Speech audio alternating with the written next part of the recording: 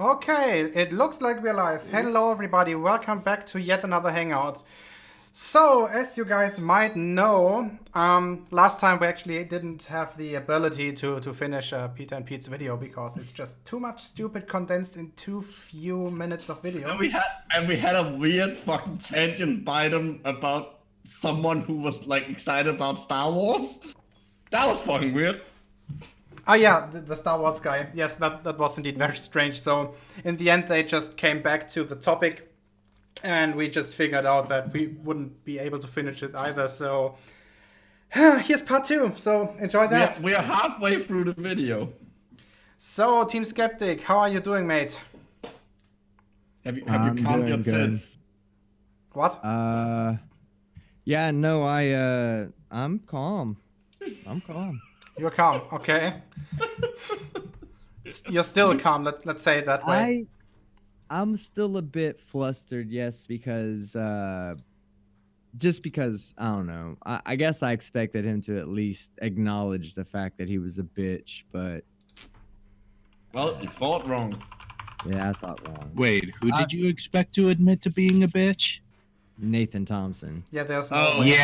Yeah, like that's ever gonna happen. They're right. But I tried to get him to admit to it. Okay, so one more thing. I am using the new YouTube studio, which means that I'm not 100% sure how that works yet, which means if you notice that there's something going wrong with the stream, if there's something fucky, just tell me in the side chat. If there's anything fucky, we will get thrown out of YouTube. We're not allowed to show fucking. Okay, so we still have those two guys, but before we start with those, I just need to. It's still them. Need to show you something. So whenever they play the introduction in one of their videos, I skip that. No. You don't get to do that.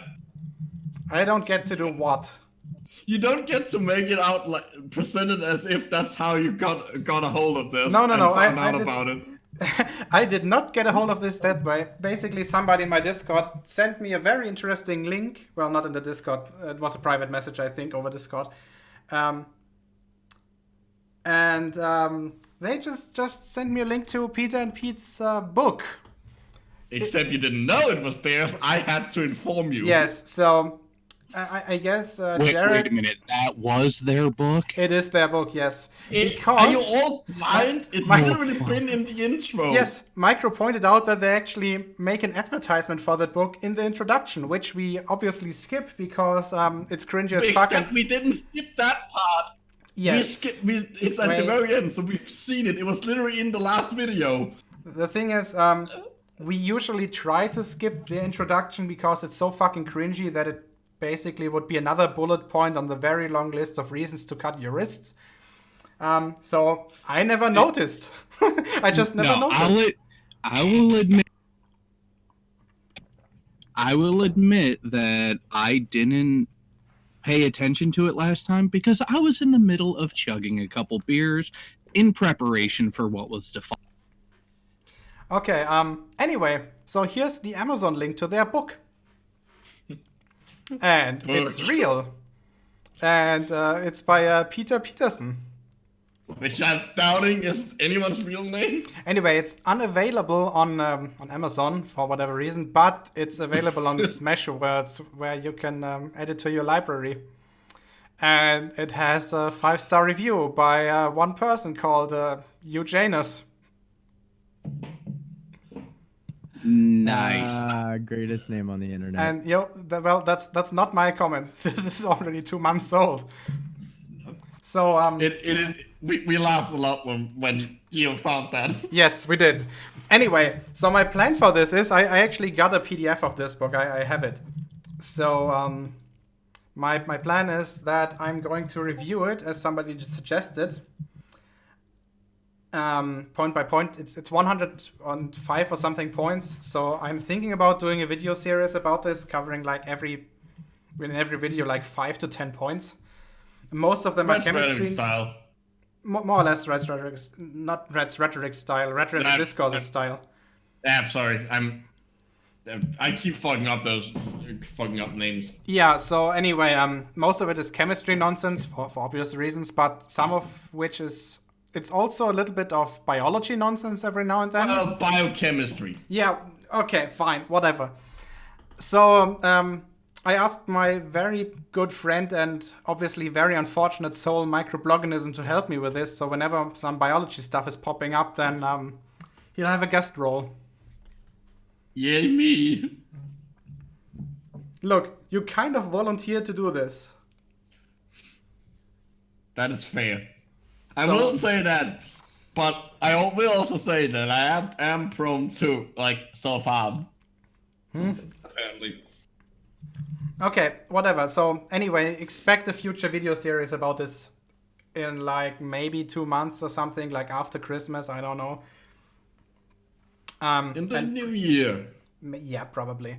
So prepare for that, and whenever you're watching this, have enough alcohol ready because it's gonna be stupid. Okay, going back to the video. We stopped, I don't need this anymore, we stopped right in the middle of the video last time. So let's just see whether it works. Everybody ready? Yes. Team, how about you? Yeah, I'm ready. I had the mic muted while I typed, but yes, I'm ready. Okay, Hellsoy? I'm gonna take that as a yes, because fuck him. That's right. I didn't even know he was in here. How dare you, Houseway, sneak up Well, on he me? hasn't said anything. Well, just by entering, I guess he has to have done something actively to actually join. Maybe he answered the call like bot dial style. Look, Hellsoy, if you're not ready, but you're still in here, that's your own fucking fault. So let's go.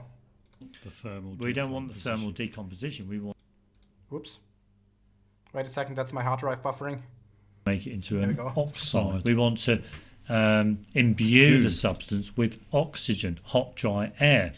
Oh, we want to imbue the substance with the dry air. Concentrated surrounding dry it, air. so that when it cools Yeah. down, it can trap and concentrate the air in. Absolutely. Stop. Okay, so first of all, calcination reactions strictly don't need to run under air. The standard one that you always talk about is the formation of calcium oxide from calcium carbonate. And that can basically run under any inert gas. Because everything that's happening is that you thermally decompose actually the carbonate ion to get an oxide ion and carbon dioxide. And as long as you have a way to just remove that, that works. It might actually work in a vacuum, I don't know. Probably. It literally says it describes what it is according to the International Union of Pure and Applied Chemistry. I think that's what it IAOPAC stands for. Yeah, just the second sentence. Yeah. However, calcination is also used to mean a thermal treatment process in Exactly. the absence of limited supply of air, oxygen, applied to ores and other solid materials to bring about thermal decomposition. That's literally what the formation of calcium You oxide heat it is. up so it falls apart, so you can get the things out you want to get out of them. Basically, It is yes. ore. That's brilliant. A calciner is a steel cylinder that rotates inside a heated furnace and performs indirect high temperature processing between 550 and 1150 degrees centigrade. Now that's an awful high temperatures. And what's important is indirect high temperature processing. Absolutely. So when we look, So the material doesn't come into contact with the flame. the flame, absolutely. So when we look at our rotary kiln, Hey, you Gio, go- will you stop it for a second? Yes, sure. Is it clipping for anybody else or just It is. me? Okay, okay. But it's not clipping. It's not clipping for the audience.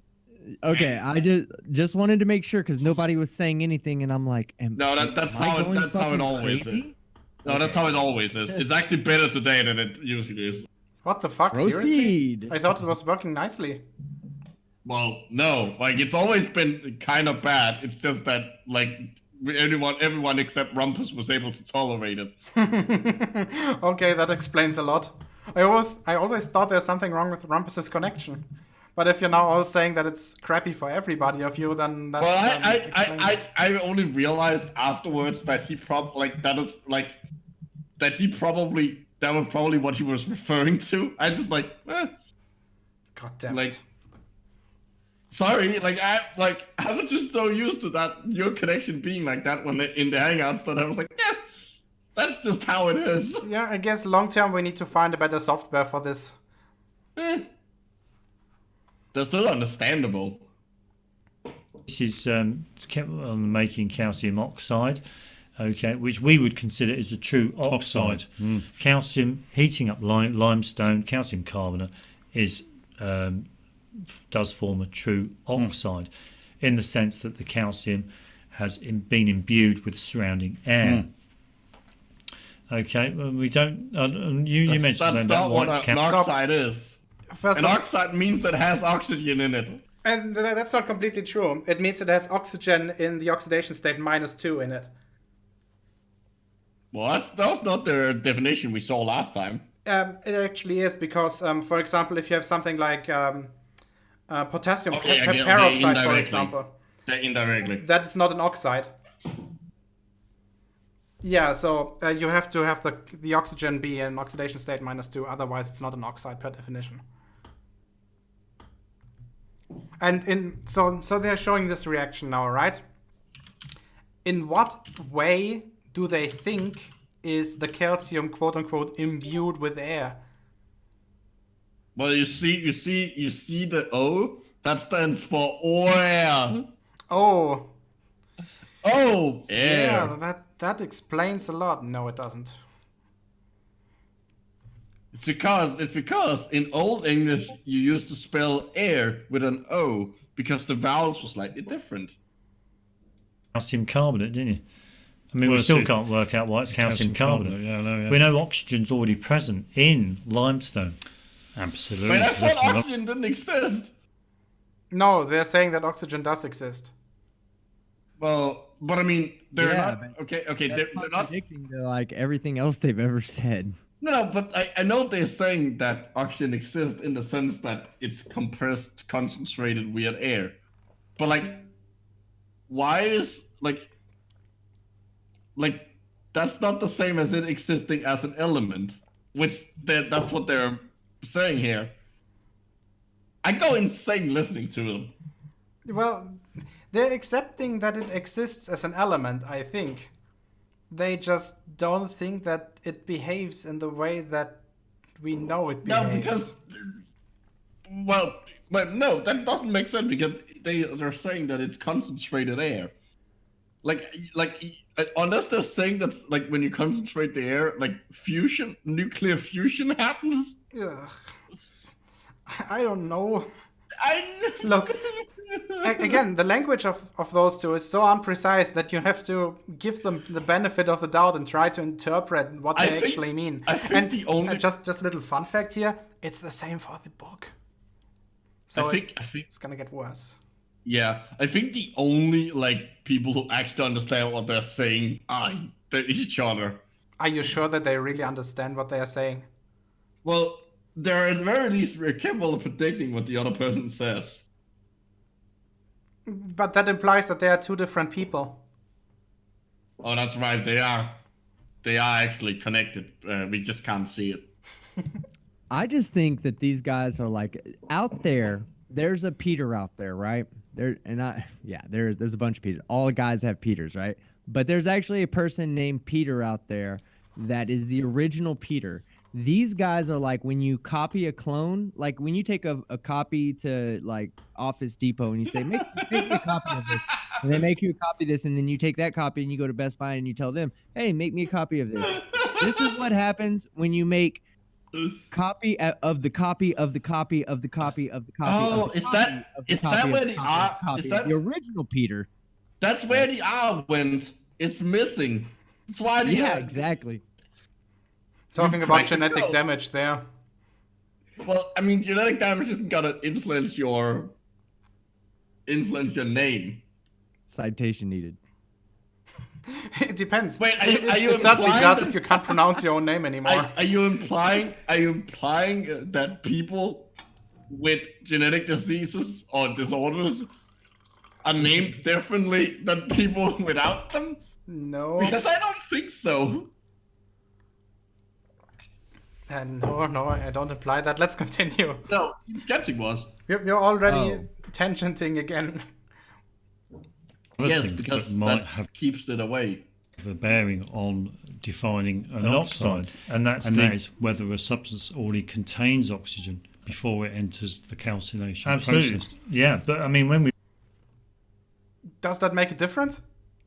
In what way do they think that makes a No. difference? As As long long as as you oxygen is present, right? yes, as long as you get an oxide out of it, in what way would that not be a true oxide?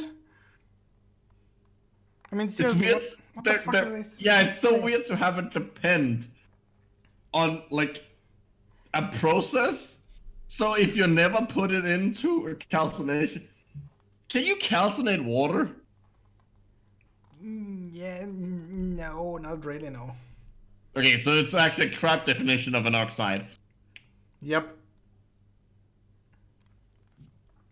look at when we look at the calcium oxide as it's coming out, I mean, this is glowing, red hot.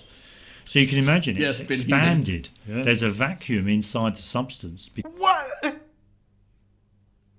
Are they saying that if a substance expands because of heat, there's a vacuum forming inside it? Yes, I don't think they understand that the expansion is of air or any material generally is caused by the atoms moving apart, not by the inside of the atoms themselves spreading out. Yeah, the atoms keep the same sizes, and they just move further apart Also, because there they're isn't- swinging around more, basically. Also, while yes, it has expanded, that is not a closed system. You have not built up the pressure really. There might be a local small pressure difference, but because it's an open system, all that pressure is just running out of it. They don't. I doubt they keep these things running under a high pressure because that would be dangerous and it's unnecessary. I They mean, probably have a way of getting rid of it. did I just understand this correctly? That they're saying that because something is expanding, there's more room between the atoms for air to be sucked into them. I think so. Yes, I think that is actually what I think they. Why do you keep doing this? Why do I keep joining this? I know it's gonna hurt. Look, one thing they actually probably don't understand, if you zoom into matter, right, 99.9% of it is just empty space anyway. Because when you take a look at an individual atom, Quantum vacuum.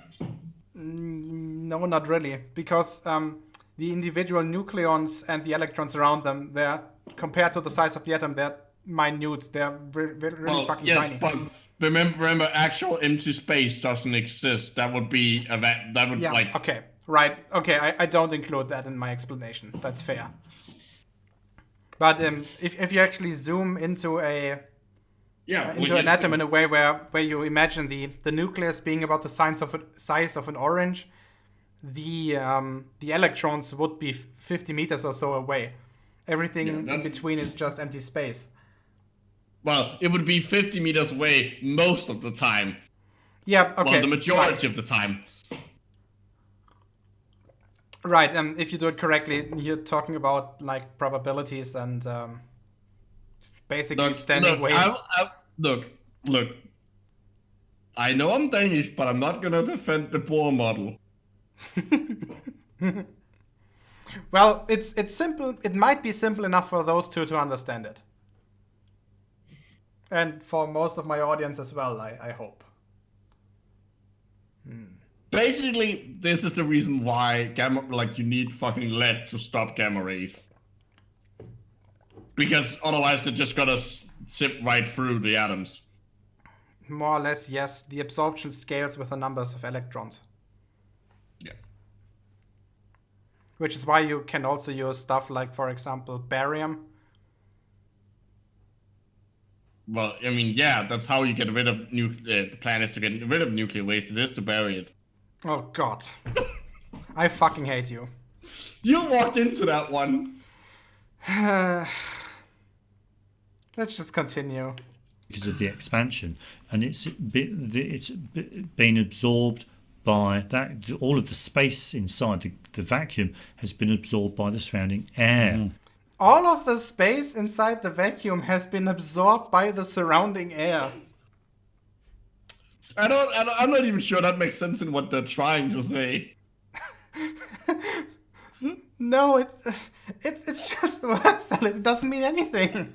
I'm not even sure that makes sense to them. I think what he was trying to say is that the air has been absorbed into the vacuum because it's expanding. Yeah, what he's trying to say is that the air inside the reactor basically is flowing into the empty space between the atoms in the heated up substance. Because the air isn't atoms also, I guess?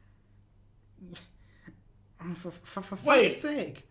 Wait, I just realized something. It's a different gradient of atoms. Materials expand when the temperature rises. That means you're technically slightly larger when you have a fever. Okay. Well, you're gonna be slightly hotter, so you're gonna take up slightly more space. Right? Okay, fever fun fact number 1. I'm not sure if it's correct. I want to know. And by the way, Hellsoy has left us because he has the man flu. So everybody in the side chat wish him to get better soon. Yeah. That's actually that's why I can't Hellsoy, I'm sending Nathan Thompson to your house right now to make you better. No, you just want Nathan to catch the flu. If that dude catches a flu, he'll sneeze so hard that he'll break his body in half. I absolutely don't want that to happen to him.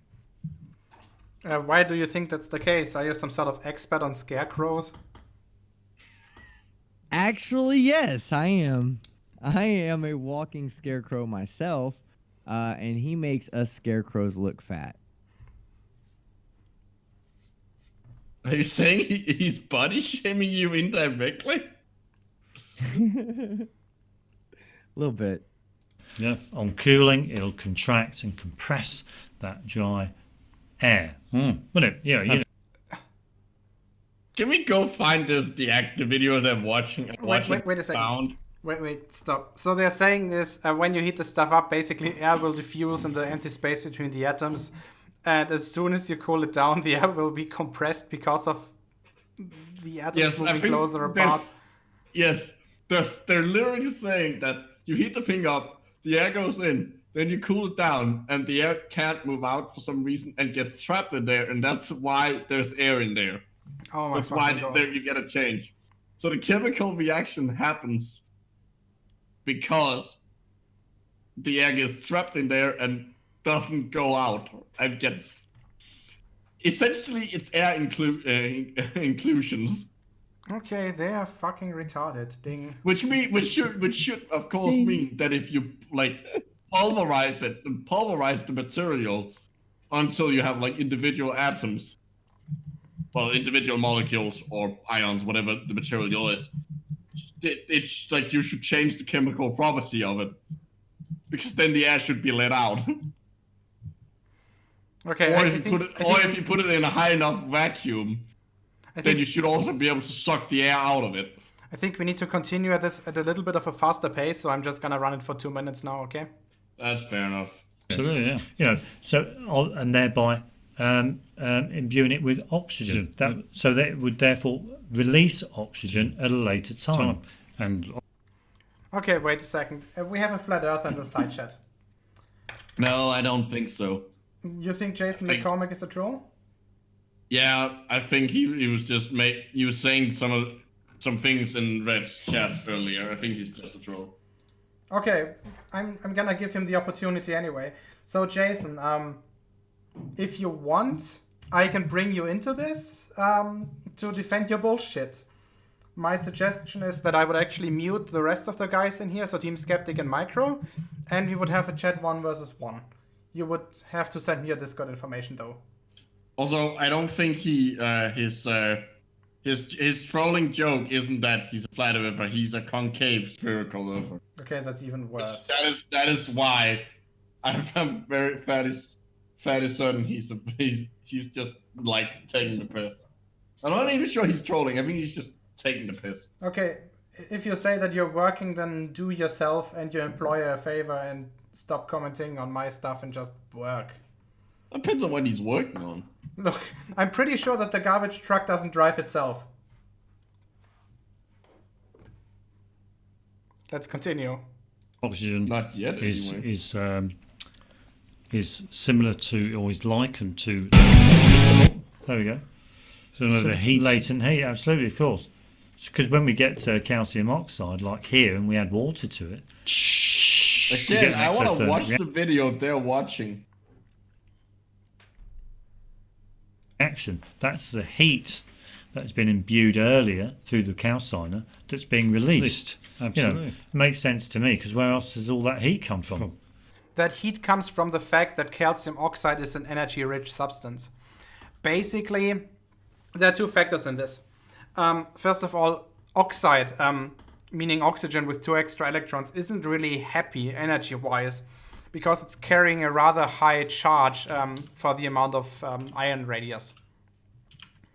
So the energy that's stored in there is released during that reaction. The second part is the crystal lattice energy in the calcium oxide itself. Because basically you have highly charged ions, both of them in this case +2, being connected to one another in an ionic bond very, very close, which means there's tons of... Well, basically it's a Coulomb attraction between the two different ions that is being broken up here and that is released.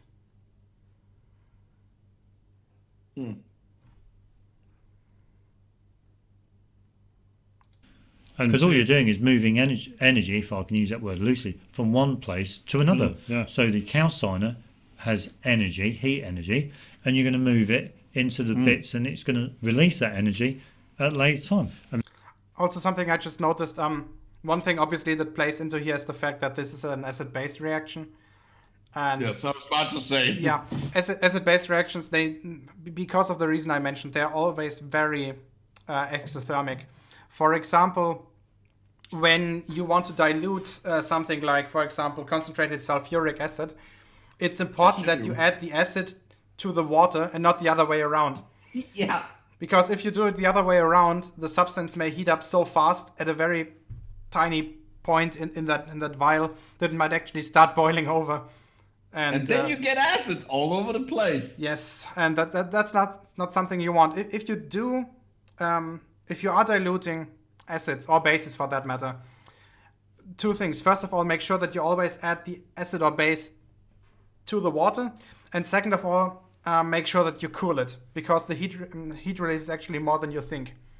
Well, the heating might not be necessary depending on what you're actually putting in. Like if you're putting fucking vinegar, mixing vinegar into something, don't worry. No. I'm talking stuff like, for example, for example, sodium hydroxide.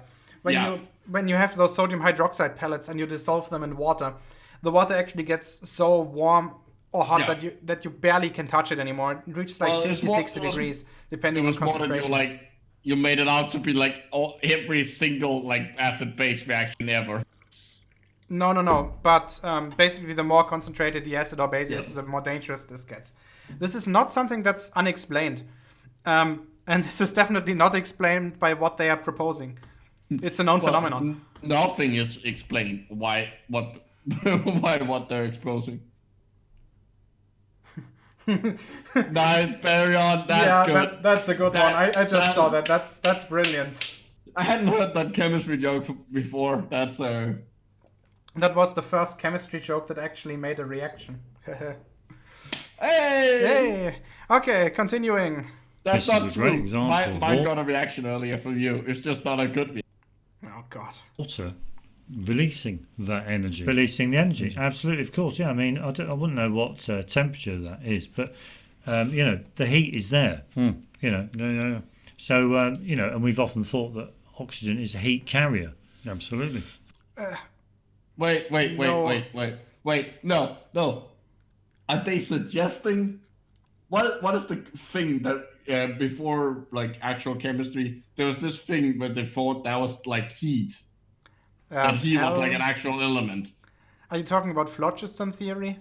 Yeah, something like that. Is that are they suggesting that oxygen is that? Yeah, basically they thought that was like late phases of alchemy, let's say it this way. Yeah, that there was it a in the substance out there that transition. was a pure fire or energy carrier. Yeah.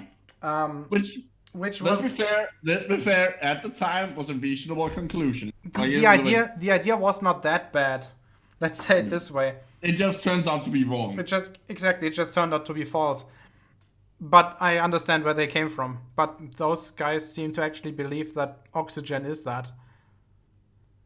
That's what they're implying by a heat carrier. Like, that's the only thing. Yeah, basically it was at the time where we didn't know the difference between heat and energy. Well, yeah. We didn't realize that heat is just kinetic energy. On small scale. Absolutely, of course. So, in our understanding, this is a good example of an oxide. Of an oxide. I mean, we've also got now. By the way, just saying, sodium oxide will probably do the same thing if you react it with water. Which is another oxide. There's two oxides. Yeah, but they didn't. Last time they didn't. Well, 2 times ago, two videos ago, they said that quote unquote sodium oxide isn't a real oxide for whatever reason, even though it behaves in a very comparative way. It reacts as a base when it gets into contact with water. You can make it by basically directly oxidizing the element, which you can do with calcium as well. You just have to light it. It's actually kind of cool that it's two oxides reacting. Yeah, but all that's happening is that you shift a bunch of protons from one side to the other. I know. I just think like it's kind of cool in the context that like they're literally setting up so that all the things in the reaction eventually are the things they don't think exist. Can we do that with iron oxide? Can we do that with Fe2O3? Fe2O3. Let me spoil them, no. Whether it's Fe2O3 or Fe2O3.H2O. Can we get the oxygen and release it from...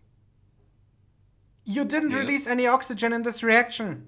No. You fucking idiots. All that might have happened is that you boil some of the water away. But there's no release of oxygen gas. No, you just attack, like making the water and there's not gas release, it's just reaction between the water and the... No, well, Micro, I'm giving them the doubt here that the reaction turns so hot that you might evaporate some of the water and boil it. Oh, which okay. is possible. I don't know how hot calcium oxide actually gets. But even if it does, that does not mean that there's oxygen gas released, you fucking idiots. It means that there's water vapor boiling off. Look at you literally look at the fucking chemical equation. Like all the things are accounted for. There's no like loose oxygen that's gonna fly off into space. Yeah, there's no redox reaction going on here. There's no electrons being shifted around. You're just combining the two things you already have. Yep. Well, combining the things is relative. The important thing is that all the oxidation states in the first part of the reaction and the oxidation states in the second part of the reaction are identical for each individual atom. That's what I meant. Like, you're just like taking the two separate things and putting them together. Yeah, which means that there's no electrons shifting or moving from one atom to the next, which would be required to get oxygen gas, because all oxygen atoms you can see in this reaction are at -2, oxidation state -2. Yep. Because While they're attached to some... Because they're oxides. Well, they are oxides because they're in that oxidation state. Because they're attached to the metal in an ionic bond and to the water in a covalent bond. They're carrying extra electrons in every case, in every single molecule or salt that's shown here. Basically, they're attached to something that isn't also oxygen. Yes, you would have to tear out 2 electrons per oxygen atom to get oxygen gas. And there's no mechanism in here that can do that.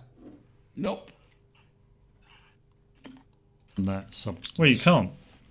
I don't Because think we can. When you have steel, you only need water and you'll get rust. So how can that rust be termed iron oxide when there's been no heat involved in its decomposition? But because the reaction doesn't, it's not a decomposition. It's the opposite. In fact, it's a reaction between the iron in the steel and the oxygen. And B, it's not only the oxygen; it's also the hydrogen in this case. Well, or if you have acids, basically it's acids. In this case the you point, get the point is not a decomposition. Exactly. In this case, when you have pure iron, basically that's what more or less steel is, reacting with. It's steel with it's iron with like other bits in it that changes the properties slightly. Basically, but from a chemical point of view, there's a reason why you have to make stainless steel. The point is that in a reaction between a metal, which is at oxidation state 0, and water, for example, or an acid, the oxidation state of the metal changes. And even then, you don't form oxygen. Because the oxygen will stay at the oxidation state of -2. What will change oxidation state is the metal, and if it reacts with water, the hydrogen atoms, the protons in the water, but not the oxygen. Well, you and I could quite easily get Fe2O3. Could always get some red iron oxide. Absolutely, yeah, we could do, and just put some water in it and see if it will. I don't think it will. I don't think it will either. Oh, so you don't understand how different salts have different, first of all, reactivities different solution products. Because one oxide will react with water in a certain way, all oxides should react with water in a certain way. No matter the fact that they're different fucking chemicals with different properties, they just share the fact that they're in the same category. Yep. I mean, just for example, take a look at aluminum oxide, which is probably one of the most stable oxides when it comes to salts. That's literally why aluminum keeps looking so fresh, because it doesn't go in.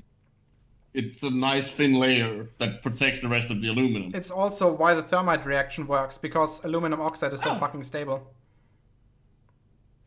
But what they're literally implying here is that it's the same as saying it doesn't matter what amino acid you put into a protein, because as long as it's an amino acid.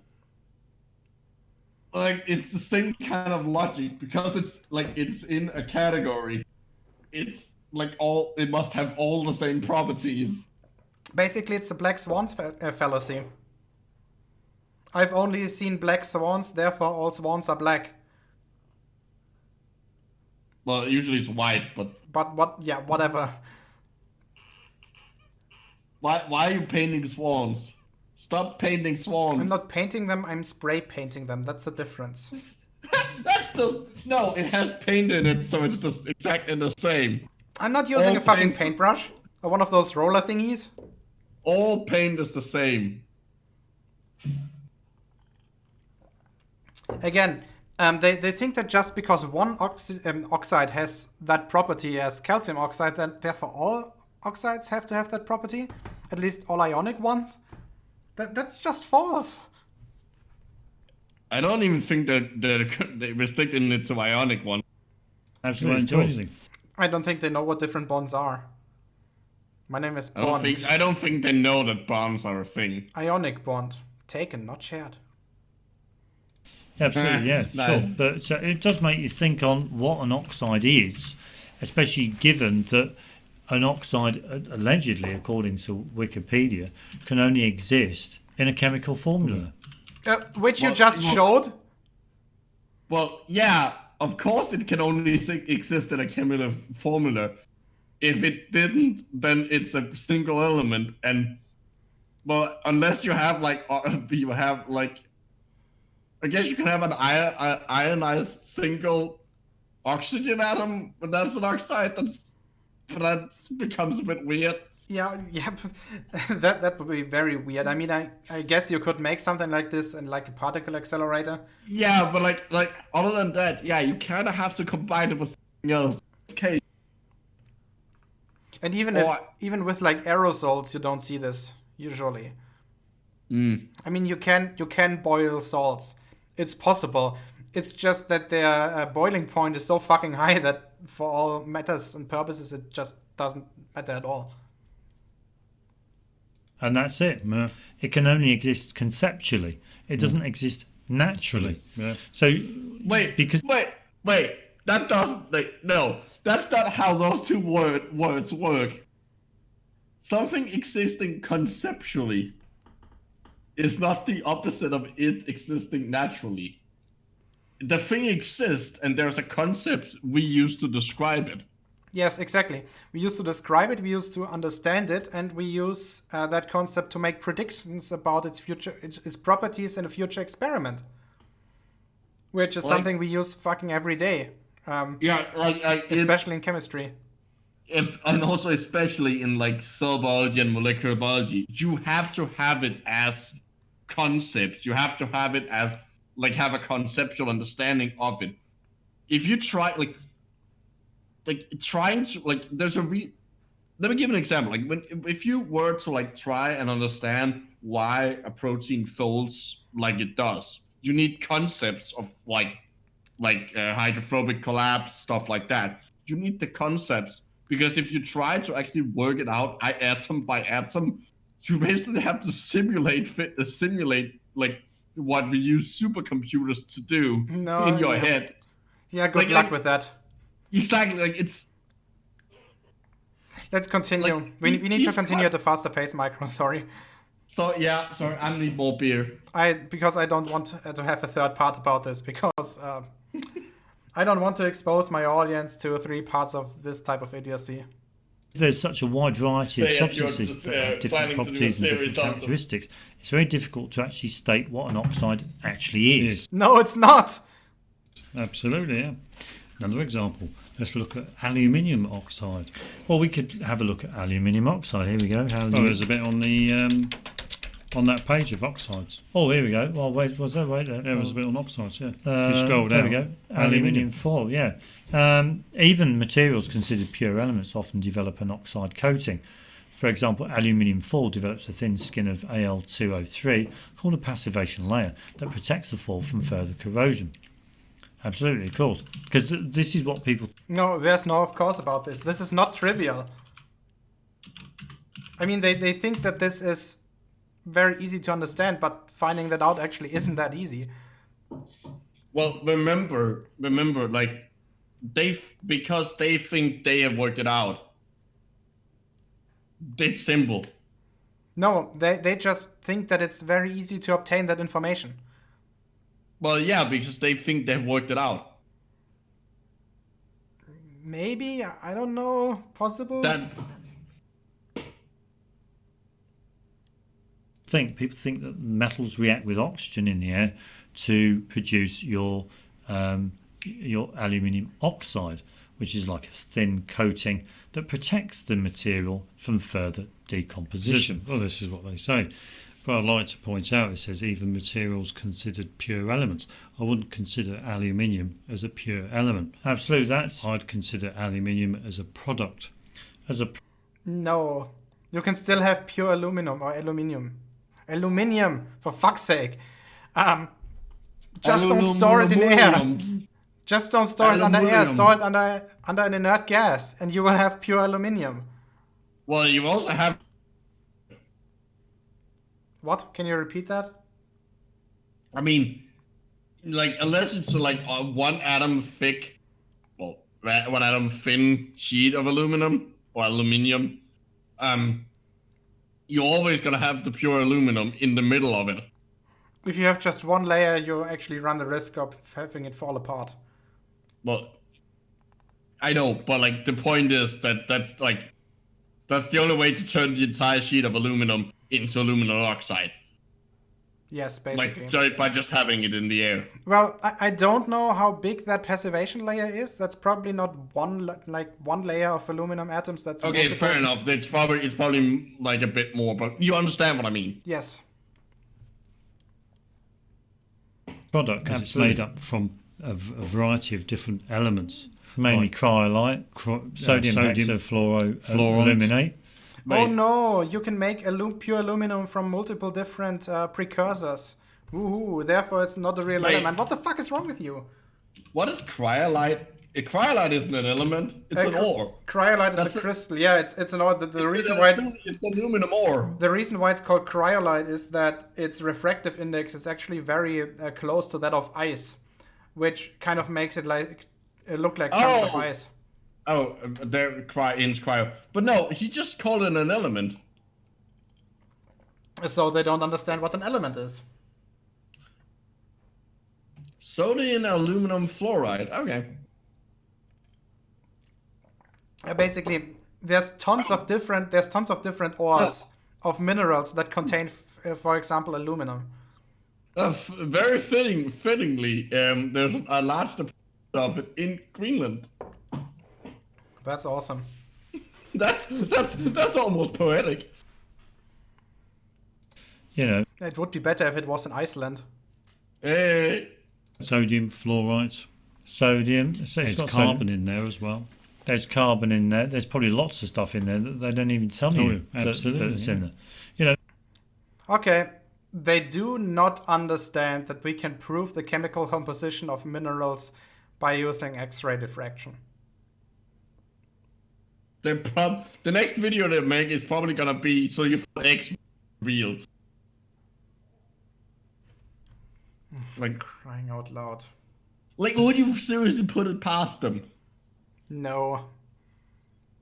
And even when you even think about carbon oxides, hydrocarbon combustion affords the two principal carbon oxides, carbon monoxide and carbon dioxide. Yes. Now, how do you know that there's oxygen within carbon monoxide, one oxygen in carbon monoxide, and two oxygens in carbon dioxide? Multiple different ways.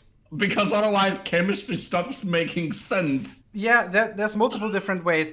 The calcite reaction that you showed earlier, where calcium carbonate reacts to calcium oxide, you can run that backwards and then do gravimetry on it, which means that you weigh your starting materials, you weigh your products, and that way you figure out how much mass was added. Therefore, you can derive basically how much oxygen atoms are in there per unit of calcium oxide, for example, or calcium carbonate afterwards. You basically stoichiometry. The reason why we know that those two gases are the way that they are stoichiometry.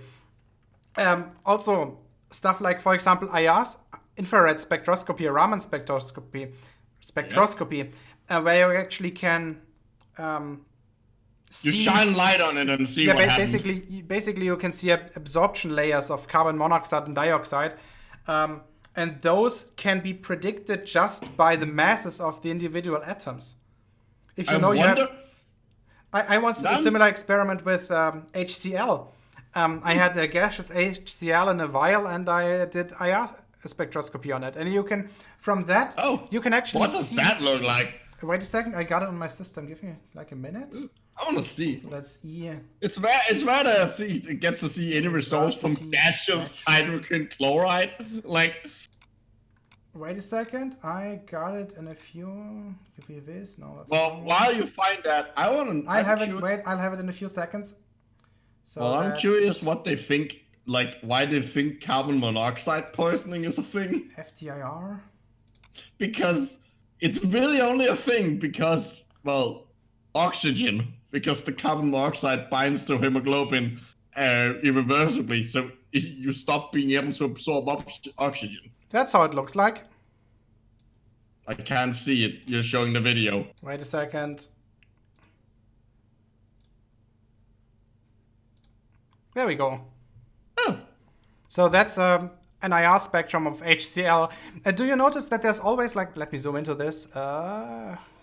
You might have to explain to the audience what we're looking at. Okay, so basically, the x-axis, that's basically a scale for the frequency of the light that we're shining at it.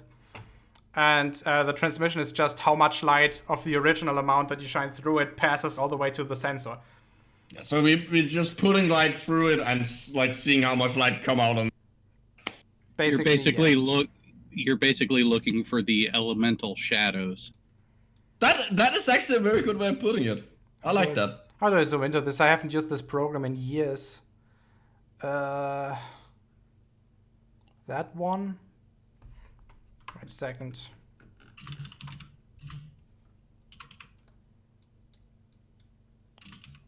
God damn it. Ah, there we go. Okay, do you see that each of those two peaks has two different, well, sub-peaks? Here and here, for example. Mm-hmm. Can you guess why that is? Not off the top of my head. It's my chemistry knowledge is quite limited. It's because of the two different chlorine isotopes. Ah. Those two peaks... it's not a pure... No. Those two peaks are caused by the fact that chlorine comes in, I think, 35 and 37 isotopes. If I remember correctly. Give me a second. So, chlorine...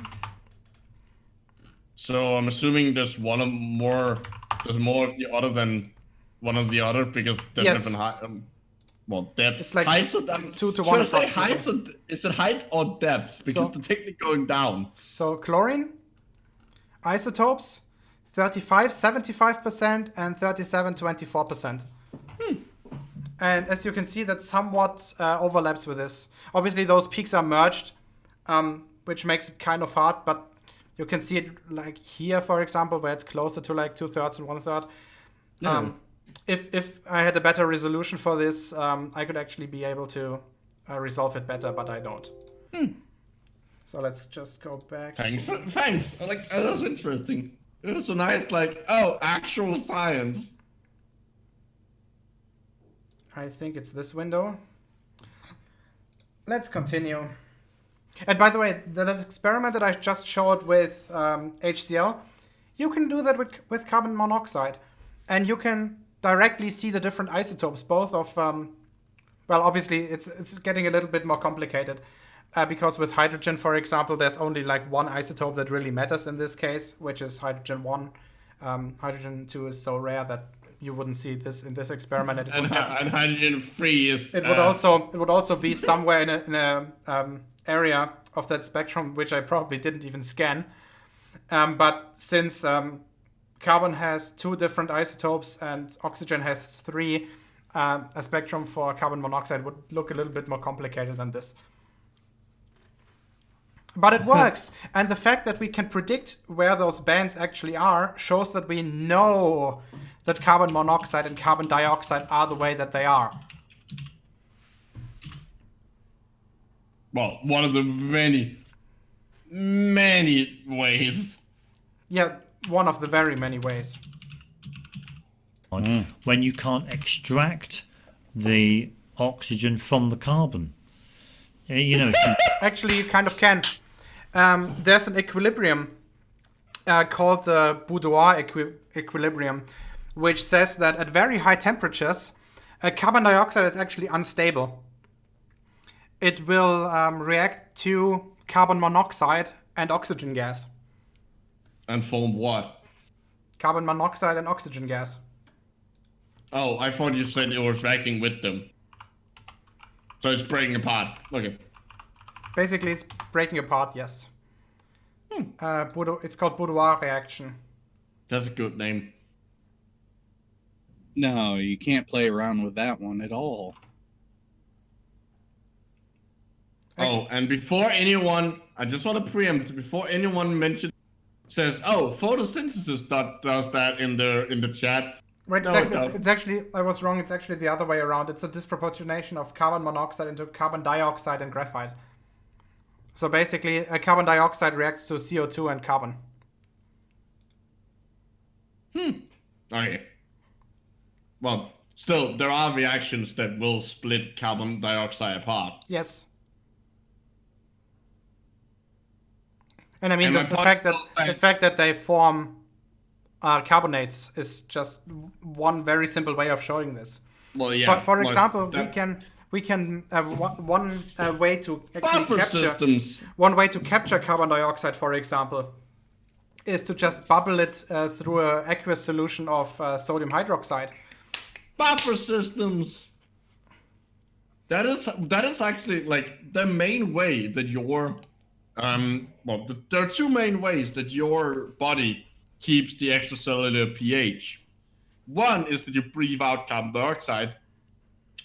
The other one is that,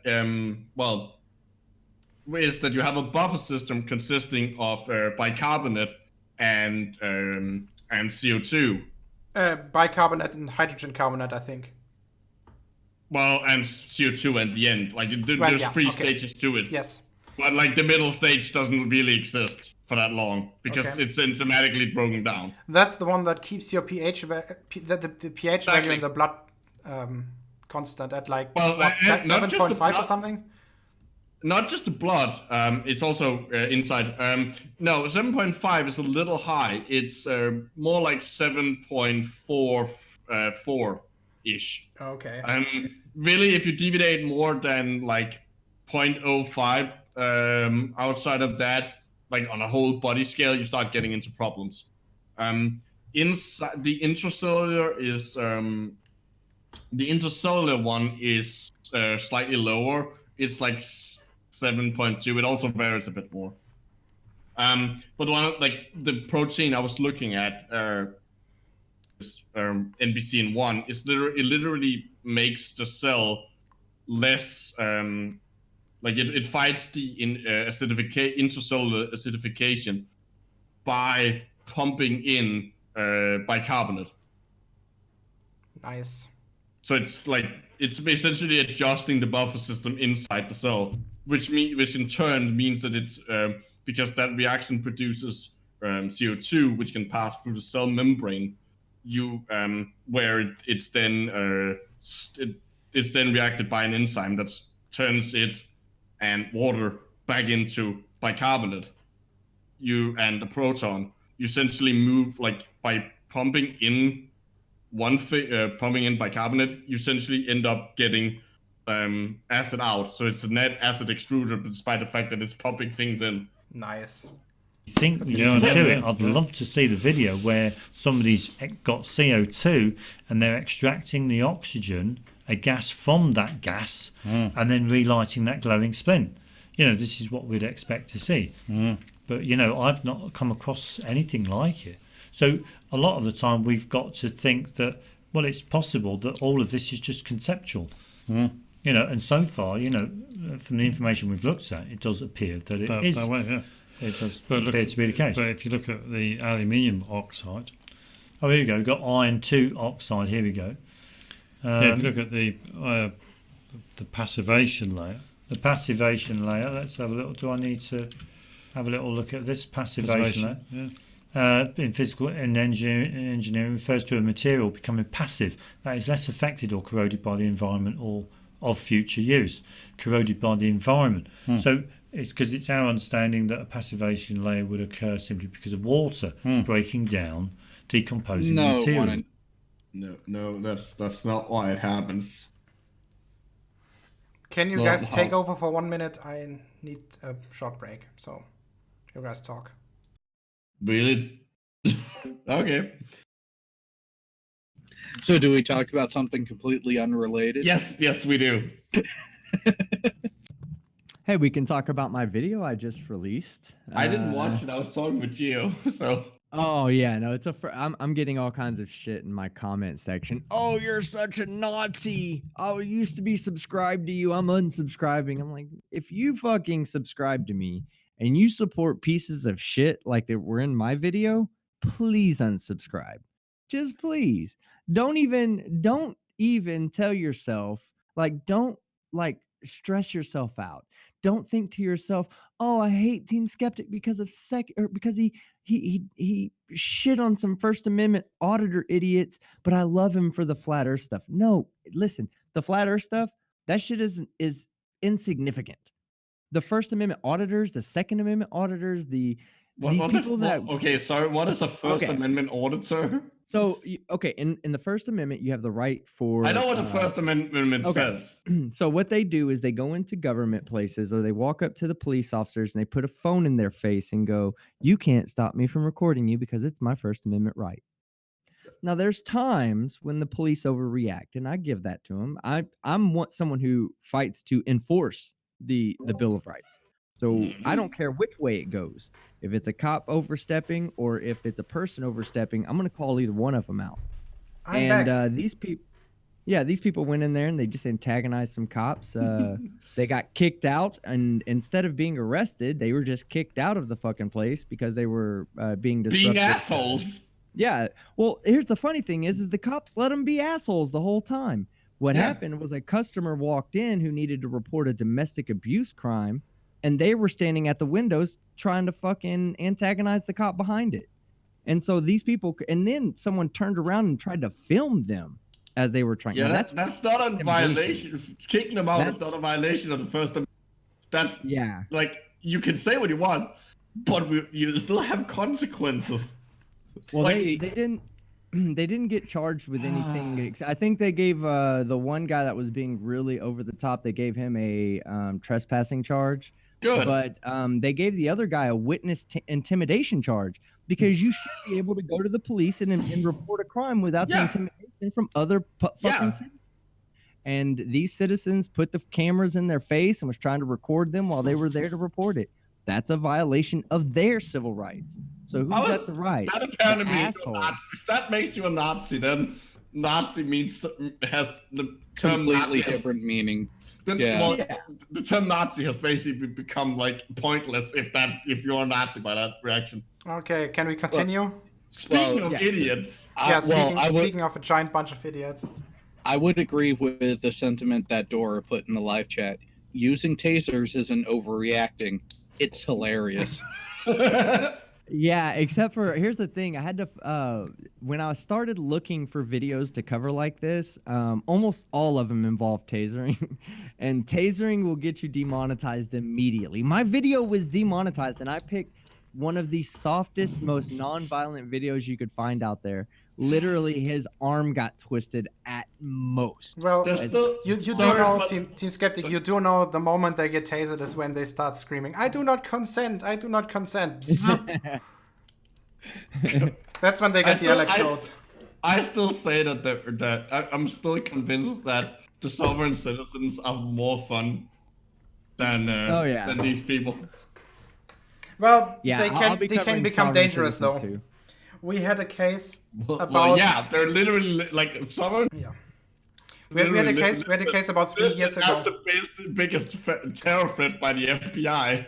Micro, we had a case about 3 years ago, I think. Oh yeah, you have your own. Where one of ours, which are also a little bit weird, they think that the German Empire still exists, but that's a topic for another day. I mispronounced that, didn't I? You did.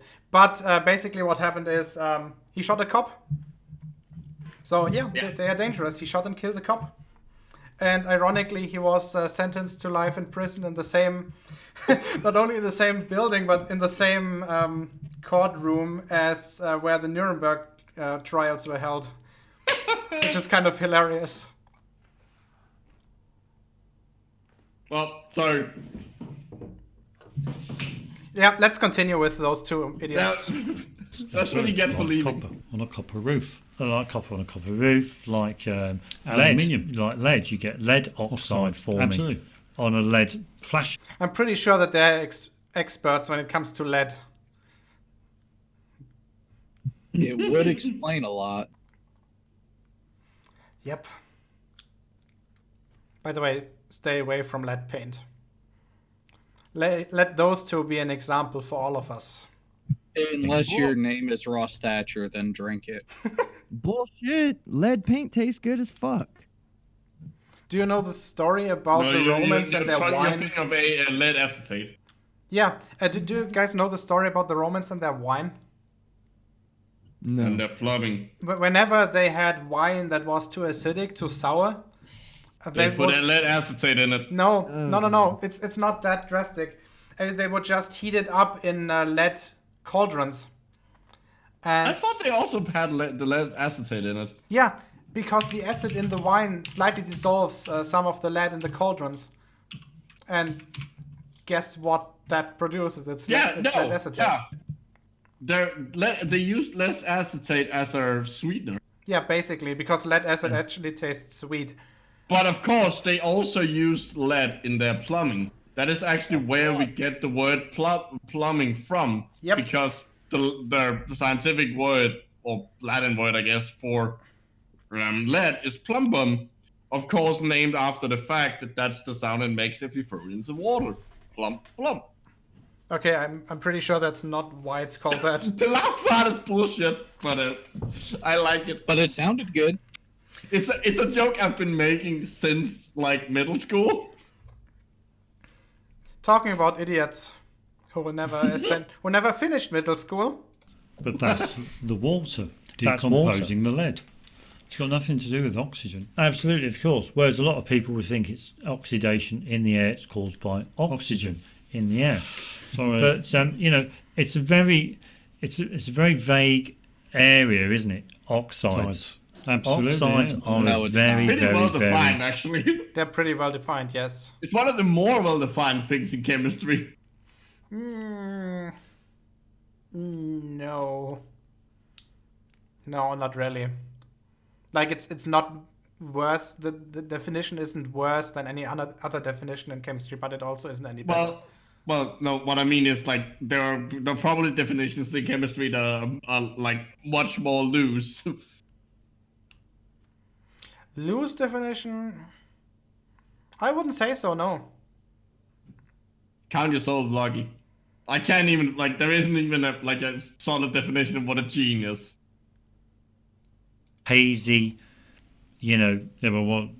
But you know, The understanding that it's all to do with oxygen is misleading. Absolutely. Now we could also say that we've got aluminium oxide, because aluminium oxide could be a true oxide. Well, not the one that's formed as a passivation. Yeah, you see. Not that one. Yeah, we've got this. Okay, here's a problem. The chemical composition of aluminum oxide and the passivation layer is exactly identical. Yeah, that's exactly where I was going, because being naval aviation, one of the big topics that we actually had to do consistent training every quarter on was corrosion prevention. And guess what the most common corrosion type that we came across was? Oxidation? Exactly that. Wait, what other types are there? Well, so you have your oxidation types, but then you have your dissimilar metal types, which Oh, God. was... Basically, what you make is a contact electrode where the less precious of the two metals will just erode away much faster. Which is why, for example, where two different metals are touching, or yes, basically. Yes, like a bolt, a washer, and a nut combination, like the two plates that you're putting together. Yeah.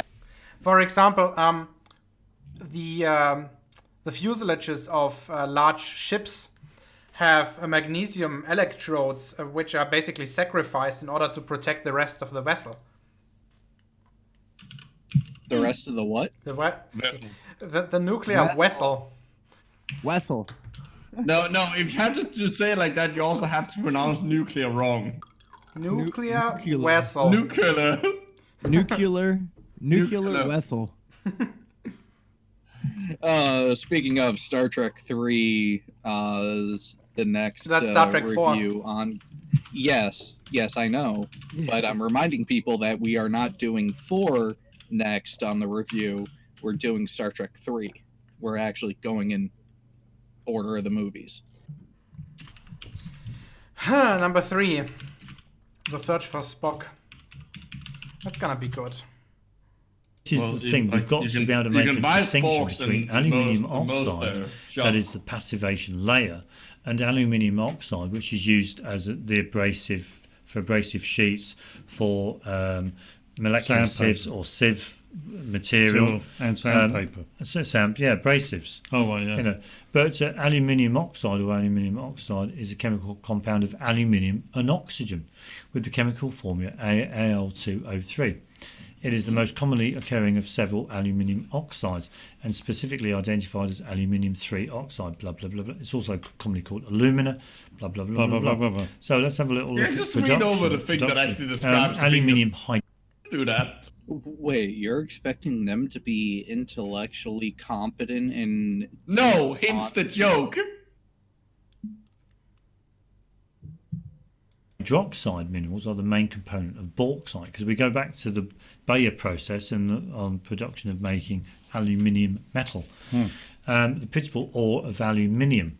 A mixture of the minerals comprise bauxite ore, including gibbsite, blah, blah, blah, blah, blah, along with impurities of iron, oxides and hydroxides, quartz and clay minerals. Bauxites are found in laterite, blah, blah, blah, blah, blah, blah, blah, except for silicon, blah, blah, blah. The other components of bauxite do not dissolve in base, blah, blah, blah. It's basically what you do first is you do a chemical reaction where the product is base soluble, where basically every impurity that's in there is not base soluble. That way you can separate them. And then afterwards you do the reaction that you did in the beginning backwards by just calcinating it again. There's nothing special about this. Upon filtering, the basic mixture Fe2O3 is removed, blah, blah, blah. So what you get essentially is your aluminium. Let's have a little, it was a diagram of, we've got water purification. Aluminium oxide is widely used to remove water from gas streams. Yeah, because it's a drying agent, but you can do the same with phosphorus oxide, for example. P4O10, I think. Yes, P4O10. Because phosphorus is spelled with a... Yeah, sorry, that was a brain fart. No, P4O10. I would have done the same. It's a very good drying agent for the reason because it when it gets into contact with water, it reacts to phosphoric acids. That reaction is also very exothermic, which makes it basically perfect because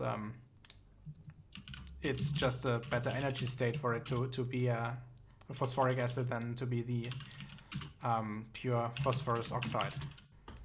But so, just because it likes to react with water doesn't mean it's not an oxide? I guess What so. are they trying to say again? So it's hygroscopic. we could say that aluminium oxide does contain oxygen because it absorbs water. So, No! Aluminium oxide contains oxygen because it's an oxide. That is kind of the definition. That Well, is part of it. that is the definition. Well, it's part of the definition. Even completely dry aluminium oxide with not a single water molecule anywhere in sight is an oxide. Like you can put aluminium oxide out in space without any water. It's just aluminum oxide floating in space as a powder. Still aluminum oxide. but this aluminium oxide is made differently to the aluminium oxide that forms on your engine block. Absolutely. This. Wait, why is your engine block made out of aluminum? Some engine blocks are made of aluminum to make the car lighter. Really? Yeah, Yes. cheap cars. That's Expensive cars actually. It really depends. Most sports vehicles have aluminum blocks. really. I would have. Oh, yeah. I would have thought that would have been like not like able to withstand the like have enough strength. No, that's No, not that they're much of a using- concern actually. Yeah, because they're using what's termed as aircraft grade aluminum, which has the same structural strength that is used for the actual frame of a wing box or a fuselage. Okay. I learn something new every day. The main argument to do it is when you reduce the weight of the car, first of all, you can make every other component a little smaller and therefore lighter. For example, suspension, springs. But you need suspension. Yeah. Otherwise, The problem otherwise, is- if you reduce the suspension, it's a boring move. Obviously, the fuel consumption goes down the lighter the vehicle is. I The problem is just that the actual production of the aluminum block might be so bad that it actually offsets the entire saving in fuel consumption over the lifetime of the car, which is kind of annoying. Which is why I say just don't optimize internal combustion engines anymore and switch to electric. Because that's just way more efficient in every way. You got anything to add, Jared? Nope, that pretty much covers it. We need to go on to the Bayer process, don't we? That's where I was. yeah, we Did you- scroll down. Did you see it on the production? We want Yeah, the there. Bayer process. There we go. There we go. We need this one because there should be a little diagram here. There we go. So your bauxite is crushed, are you it's not milled. gonna really? You're not gonna complain about the pronunciation? It's not that bad. Just because we glad they didn't say Bayer. Jared, can you do me a favor? What do you need? Can you pronounce this word?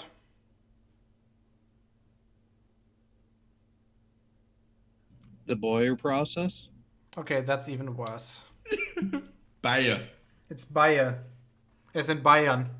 The only reason I can pronounce that probably is because that is also a slang term for beer in Danish. Because we used to get a lot of our beer from there. It's just spelled with a J instead of a Y. Ew. Okay. So it's the slang term. You literally say hand me a Bayer. But why? Because we used to, back in the 70s, we used to get a lot of our beers. I think it's the 70s. At some point in the past, we used to get a lot of our beer from Bayern. Yeah, but the irony is that Bayer is a chemical chemical industry company. It's also a region. Yeah, but no, that's Bayer. Let me just make my point. Bayer is not seated in Bayern. It's seated in Leverkusen, which is on the Rhine River in like northwestern Germany. Just saying.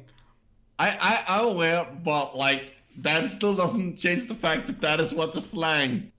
Yeah, it's still weird. And do you write Bayern with a J in Danish? Yeah, but yeah. Ooh. At least you do for the beer thing. I don't think we do it for the state. I'm not sure. You don't do it Let me for check. what? See, the J I would have had an No, we easier do. time to pronounce it with because there's actually a. Oh no! Just stop there. You said you tried to use any kind of pronunciation rules in Danish. That's not how it works. No, just. What? No, there's a reason why I say that though, because there is a chain of stores in mid-Michigan where I used to spend all my summers, where the store name is pronounced Meyer, but the spelling of it is Meijer. Yeah. Oh God. Okay. But no, any pronunciation in Danish is Fucked. Fuck. Danish pronunciation is shit. Danish is the most retarded language in the world. I will stand by that. It is fucking stupid. Just asking Jared, when you say town in middle Michigan, you aren't talking about Frankenmuth, are you? Actually, pretty close to there. Oh, neat. Did I ever tell you that the inhabitants there actually come from a little town only 6 kilometers away of where I grew up? Yeah, I remember we had the discussion, and actually a lot of the Germanic and Central European immigrants went towards that part of the country. I wonder why. Harsh winters, but good lush land the rest of the year. The winters aren't really that bad over here. Well, they maybe used to be. I don't know. Climate change is a bitch. Understatement of the century. Oh, yes. Let's continue. So into fine, very fine, manageable pieces. It's pressurized in a vessel, and sodium hydroxide is added. Temperatures 170 to 180. It's filtered. It's the red mud is tapped off. Stop. Okay. I don't think they understand what the red mud is. Do you guys understand what the red mud is? I do No. not. Okay, so earlier they were going about, and I was actually going about what happens as soon as you add this sodium hydroxide. Basically, the aluminum-containing compounds will form the sodium aluminate that you see on the right side. So it's not aluminate; it's tetrahydroxy. Yeah, sodium tetrahydroxy aluminate, and that's soluble in that solution. However, iron compounds aren't soluble in that solution. And those iron compounds, for example, iron 3, that's the red mud. you can just filter that out and be rid of it, because it's an impurity that you don't want in there.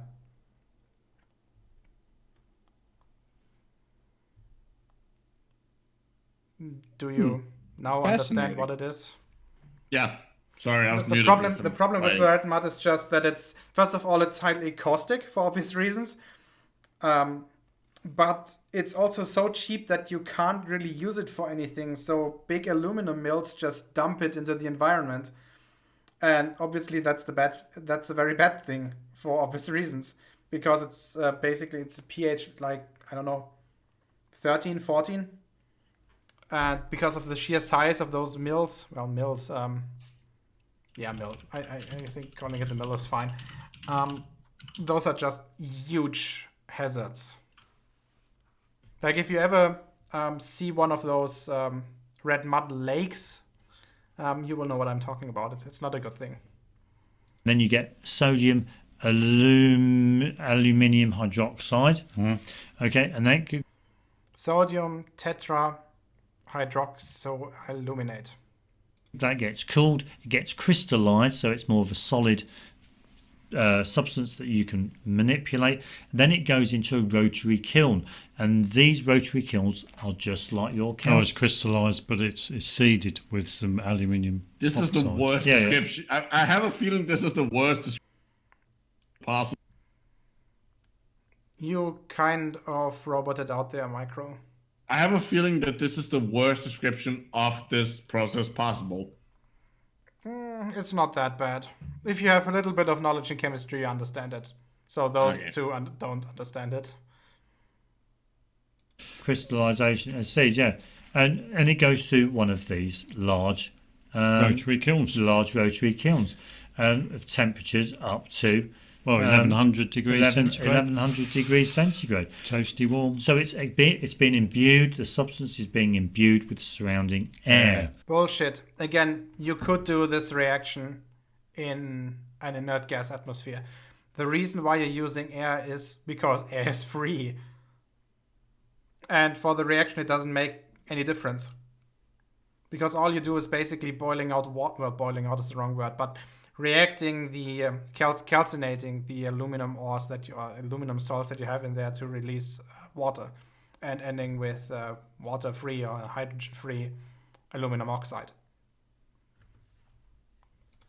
Hot, dry air, and then after cooling, contract. So we can understand that the heat is there, so we can understand that could well be a true oxide. You can consider that to be a true oxide, aluminium oxide. So looking at the information around,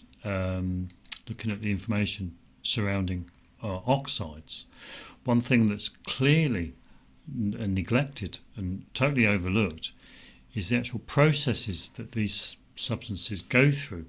It's like heat is involved, like in the calcination process. In the calcination to form a substance. Absolutely, yeah. I love the fact that they think like they're literally having to read Wikipedia to get this. Not like actual scientific things, but like they still think they've figured it all out. That they have somehow cracked the code when none of the world's actual chemists have figured it out. Only they have. Well, it's all of those pseudoscience idiots think that they have the answer to something that nobody else has figured out. That doesn't make it any less beautiful. Like the Dunning-Kruger on display here is just magnificent. I wish I could bottle it and sell it and maybe as a perfume or something. Dunning-Kruger. Stupid by Micro. No, wait. I'll figure out a better name until next time. No, Dunning-Kruger. That's the name of the perfume. Okay, that works. We just have to make it vaguely sound vaguely French or Italian. Brian Peck has a good point. He would love to see those two write a journal article. Well, they wrote a book. And as you might imagine, it has about the same quality as the thesis that Riley wrote. Fleeces. Wait. When we say they have to write a journal council article, A, does it have to be published? B, does it have to be published in a non-predatory journal? I mean, I would just like to see him attempt and actually see what happens from it. oh god, that would be That would be might beautiful, get but you in a very tragic way.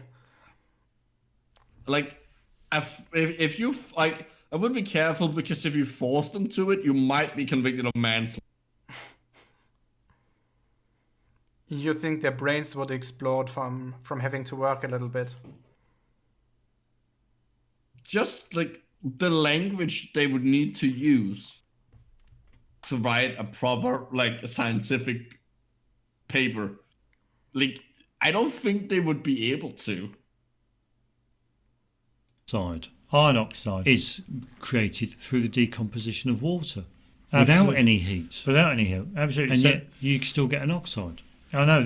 Come on. There has to be some kind of difference between the two processes. Hang on. Through the decomposition of water.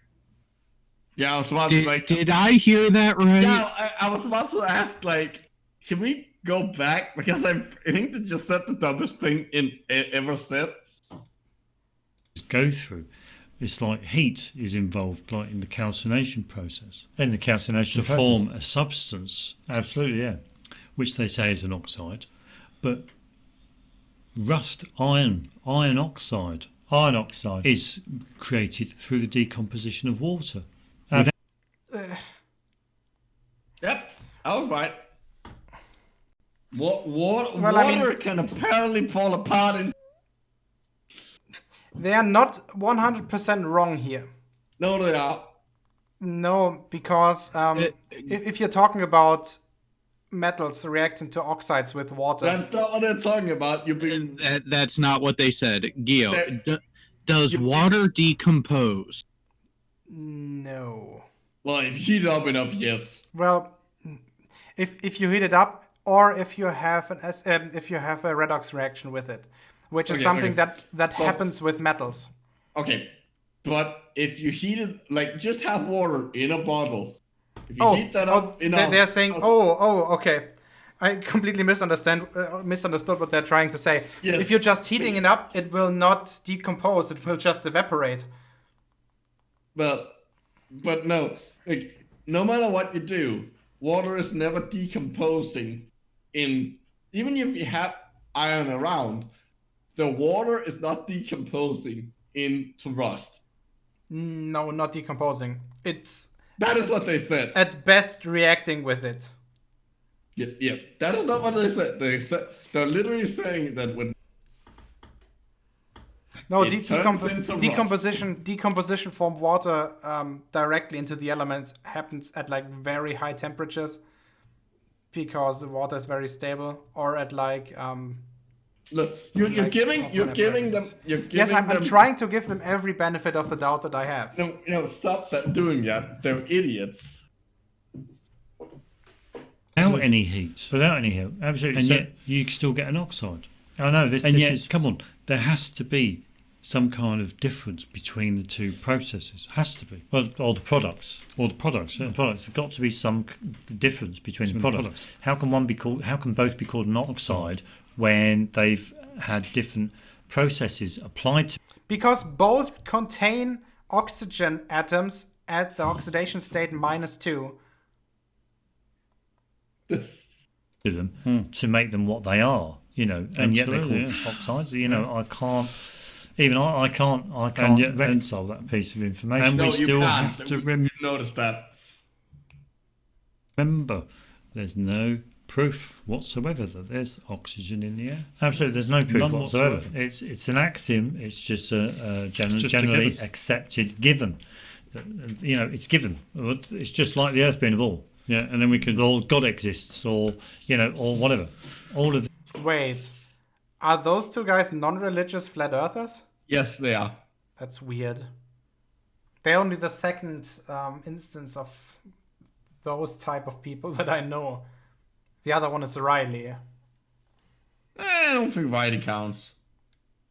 Why? Don't you think he counts as human? He's in it for the money, he's not actually a. Also, also if technically you also have to. You broke up there again. You will have to count Jism in that too, because he has said that like they can like something about shitting on the Bible. And something about Jesus Christ performing sexual favors on him.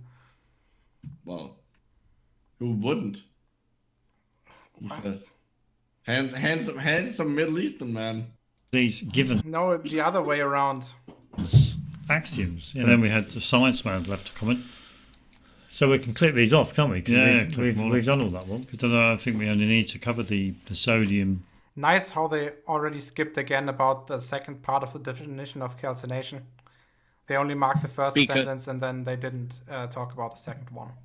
Because it completely destroys the narrative they're trying to craft.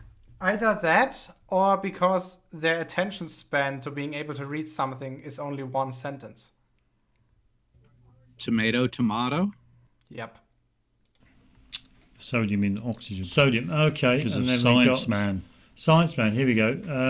Let's go. Because we were asking him to provide one proof that there's oxygen in the air.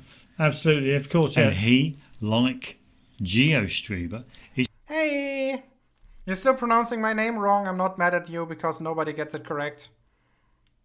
talking about this sodium metal. Sodium, was it? Yeah, absolutely. So we've asked Science Man, show me one test that proves oxygen is 21% of the air. Yeah. Science Man, I agree that the burning candle, this relates to the burning candle demo that the doctor undertook, who said that it doesn't shouldn't prove that oxygen's in the air at all. Shouldn't be used. Shouldn't be used because it doesn't prove. It's not the best of its type, as there are too many variables in it, but it is only a simple test using easily available items for people with no knowledge of the subject. And at the end of the day, it does show that something is consumed, albeit ignoring the many side effects. But it's not demonstrating that it's consuming oxygen. And it's not they're not putting across as though there's a temperature difference inside the jar and outside of the jar that is causing. Where do you think that temperature difference comes from? Like the fact that you get that temperature difference because of the combustion reaction should tell you that, that tells you a lot about what's going on.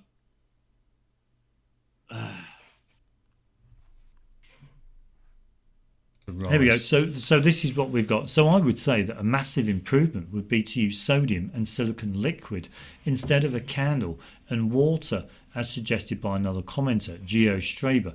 This would require more care in carrying it out, but it does get over virtually all the side effects.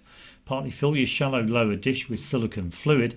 As quickly as possible, wipe off the protective fluid that the metallic sodium came in and place it on a dry boat. A plastic or metal lid, say, that will float and keep the sodium above the fluid. Obviously, this... That's an idea as well. I was suggesting physically separating the two just to make sure that the sodium doesn't get into contact with the water, but this boat idea would work as well. Obviously, it's not as safe, and I wouldn't recommend doing it, but it's possible. The item must be small enough to easily allow the air cylinder to be quickly fitted over it. Place the air cylinder over the sodium as smartly as possible to minimise any water vapour in the atmosphere getting to the sodium, and if possible arrange to have dried the air in the cylinder by previously keeping it sealed with some desiccant in it. Sit back and watch what happens. I haven't done this myself, as I don't know the details of your equipment, some details may be vague. I reckon that as about 1 gram of sodium will react with the oxygen in about 1 1/4 litres of air. You would be better to increase the relative amount of sodium to ensure that there is sufficient surface area available to react with all the oxygen. Do you remember, Micro, when we spoke about this? Yes. I actually did a back of an envelope calculation, and I found out that you need actually much less. I think it was 1/4 of a gram of sodium, I think. Yeah, it was like almost nothing. Yep. For the simple reason that the density difference between solids and gaseous materials are approximately 1/2000. Yes. So you actually need 1 gram is complete overkill. But depending on the size of your setup, you can do it like this. And sodium is actually very cheap. Just check how much it costs on Amazon. It's like $20 at most for like 5 grams. Also, the fact that he hasn't done this yet does not mean that it's a bad suggestion. Just saying. Finally, you have to look. But how Stop. does that prove? They're only going on the absolutely. No. Micro typing. Sorry. I want to read this. You seem to have a difficulty with talk of the air only being 4/5 of its original 5/5. As the missing fifth is now water, and you think that you can't compare the water and air volumes as they are materials different. Actually, what you're comparing is the final 4/5 as these two volumes. I can barely read this. Okay, I just wanted to check whether they are going or whether they're ignoring some important information, but it's not that relevant. The biggest problems with the candle tests are the heat produced, the gaseous products of the combustion, and surprisingly hardly ever mentioned the fact that the flame would very likely go out before all the oxygen is used. Most things that burn have a minimum oxygen level needed to support combustion. Yes, that's correct. Which is why I'm suggesting using a material that will oxidize all the way through until all the oxygen in the container is used up. Look. But how does that prove? They're only going on the absolutely the thinking that there's oxygen in the air. So I reply. That proves it by again doing, in this case, again stoichiometry. Well, not also not only stoichiometry, but in this case also just measuring the volume loss, which using the ideal gas law would directly show. No, you don't even need that. Yeah, well, you kind of need to use the ideal gas law because you have to assume that the molecular volume of all gases in the atmosphere is identical, which is kind of okay and reasonable. But just by then showing the volume loss, by just measuring how much volume was lost, you could directly show how much or how high the percentage of oxygen in air actually is. But and the thing is, still not get the thing is, they're like, oh, but they're assuming that oxygen is in the air. Yeah, you kind of have to assume that. That's how you set up the hypothesis. You set up the hypothesis assuming that the thing you're testing is true. Yes, and if your experiment works, meaning that you get the result that you expect, that confirms your hypothesis. That is evidence for oxygen being a thing. That's how you do it. That's literally how you set it up. Yes. Like they're complaining that people are testing the things they're telling people to test. You type way too much. What's your best? What the fuck? Okay, you fucking idiots. In order to actually do this correctly, you have to be precise regarding the setup. That's very important. Yet you guys just scroll over this without actually noticing that there's important information given to you. Proof oxygen is a constituent of air in a short reply as possible. That's all I want to know. No. And he replies, well, we're still at length. Yeah, if I'd have simply said use sodium instead of a burning candle, you would have dismissed the reply immediately. I tried to explain how you could do a similar test which addresses the candle test objections. It leaves only one interpretation, that the sodium oxide that is formed uses only oxygen from the air, and the volume reduction could only have been caused by the oxygen removal from the enclosed air. Blah, blah, blah, blah, blah. And then I ask, have you a link to all the other possibilities having been removed in this different method? If the volume of gas is reduced by about 20%, it is by the removal of oxygen, there being no other possibility. How else would you interpret that result? They already skipped about that part as well, which probably allows them to just give an answer that does not answer the question that was asked in the end of the comment. Well, remember, they don't think it's important, that part. I don't even think they're doing it deliberately. I think they're just so fucking idiotic that they're focusing on the wrong things. Where this anytime that you talk about the presence of oxygen in air, they immediately dismiss it. Exactly. Because because in their mind, they have already come to the 100% no possibility of being wrong conclusion. We asked them that on Team Skeptics Hangout. We asked them, if I remember correctly, we asked them point blank. Like, I think it's actually you, Jared. Like, what would you accept as evidence? Oh, I asked them that, and if I remember correctly, I also asked them, could you be wrong? And I think that whole thing of getting them to show some semblance of intellectual honesty is what eventually got them to run away, because they would not answer that they could be wrong. Yeah, and they wouldn't answer it at all. And we had to continuously mute them because they just, like, for anyone who hasn't seen it, I don't think Team Skeptic still has it on his channel. It might have been made private. I know they still have it on their channel. Although without I'll check. Obviously without the part afterwards. After they Team Skeptic back, how fitting. Obviously without our part after they left, but they behave like children. Like the thing you see here, where they're like continuously completing each other's sentences, they do that in real life. Like it is the creepiest thing, and they behave like fucking children. They when we started out presenting like who we were and why we were here, what our qualifications were. I can't even remember which one of the idiots were the ones starting. I do have it. Remember, I have the picture of Pete and Peter in bed together. Yeah, that was made by. Okay, so what they he literally his qualification was literally that he had gone to one college for some psychology thing, and that he had been alive for 40 some years. And then he just kept talking about nothing that had nothing to do with anything. It is the most frustrating conversation I ever had. I can deal with people who are just wrong, or just plain wrong. But these two are fucking infuriating. Let's continue. Sodium is carried out. If not, then how does it prove oxygen is in air? Absolutely. Surely you're not just thinking burning sodium will do the trick.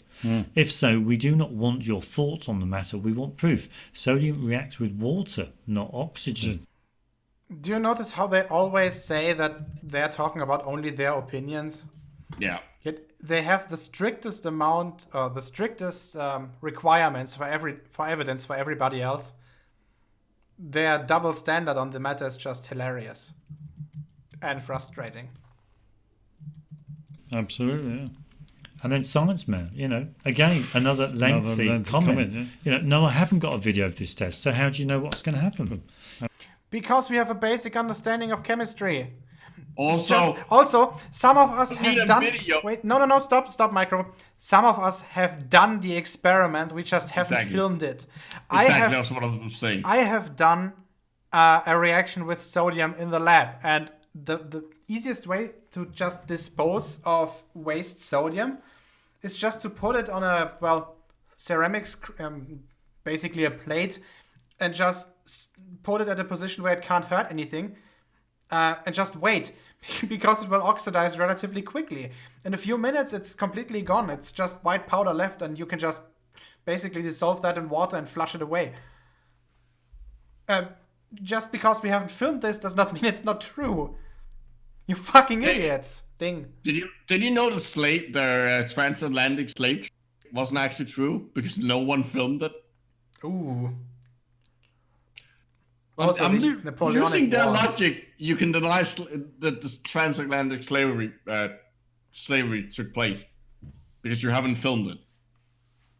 Doesn't matter if we have accounts of it, that we have historical documents. No, it never happened. No one filmed it. Again, completely unreasonable threshold that they would accept for evidence. Exactly.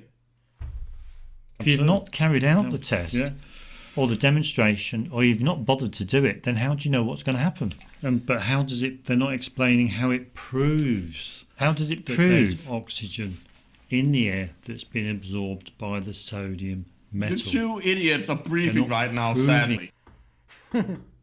Just wait a few more decades and that's over. Thank fuck. It. Yeah, as to sodium not reacting with oxygen, only water, you are contradicted on this by an article in Encyclopedia Britannica, which mentions the oxidation of sodium metal in dry air. Quote, also mentions sodium and dry air reactions. Yes, which let's see. actually refutes your claim that these reactions are water-based instead of oxygen-based. Let's have a look at the... let's see sodium being reacted in dry air. Absolutely. And what tests have been carried out to ensure that the air was dry and free from moisture? Yeah. Yeah? Water can exist as a gas. Okay, there's in chemistry, when you need dry air, there's a very simple method to actually dry air. It's to use, for example, calcium chloride as a drying agent. You just you just blow all the air that you need for your experiment through a column which contains little pellets of that material. Calcium chloride is a very popular one because it's cheap. You can also do it, as I said, with phosphorus oxides. You can do it with molecular sieves. There are multiple different ways to do this. They also seem to understand, like, when you say dry, yeah, it doesn't matter that water can exist as a gas. When you say dry air, you mean it doesn't have water in it. Like, the moisture in air refers to gas pressure of the, well, not necessarily pressure, like, it refers to the fact that there is oxygen in the water in the air. Sorry. Yes, basically. Which is why, clouds are a thing.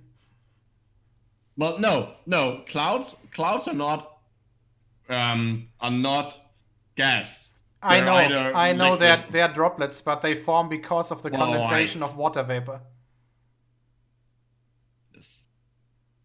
So there wouldn't be any clouds if there was no water vapor in the air. Also, fuck you, Jared. What did just happen? Oh, Yeah. yeah. No, that's not true. Our favorite sweet is actually hell soy.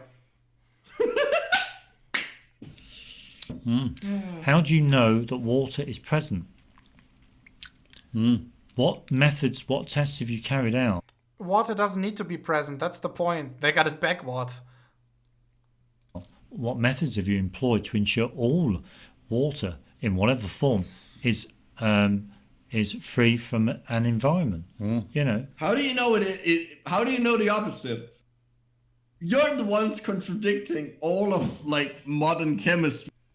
Really not that modern chemistry. You're the one with the burden of proof here. Yes.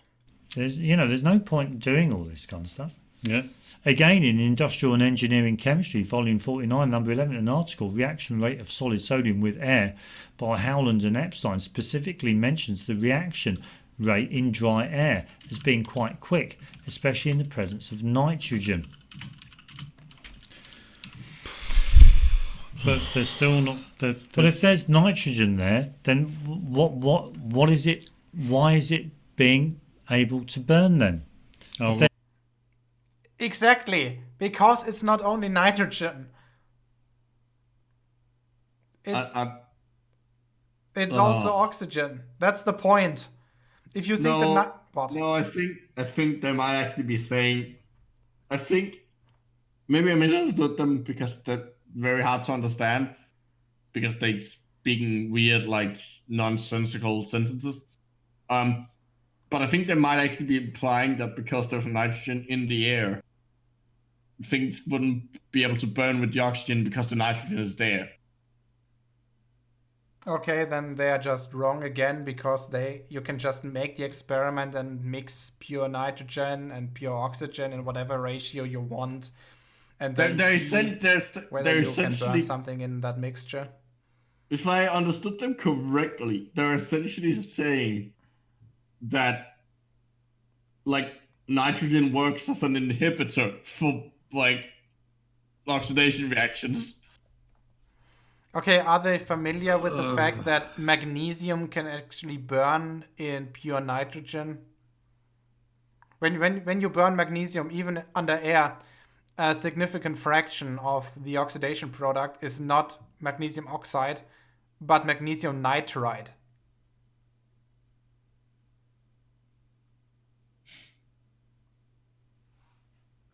I mean, the whole thing of asking if they know something Yeah, when it I comes know. to is kind of a moot point. There's yeah. nitrogen present. Even Yeah. that doesn't make Makes sense. I know. That's 'cause it would Especially in the react. presence of nitrogen. That's because it would react in nitrogen. It's like magnesium. Magnesium would react. If you burnt magnesium, put it in nitrogen, it would still burn. Absolutely. So no, I haven't got a video of it, nor have I one of the process of fractional distillation of air, which would also show the proportions of the separate constituents of No. air. No, that doesn't do it. We've watched all that kind of stuff. In what way does the distillation of air not prove this?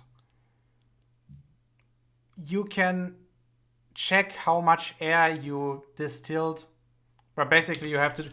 Basically, what you do is you have to cool it down, and then the different gases will start condensing at different temperatures.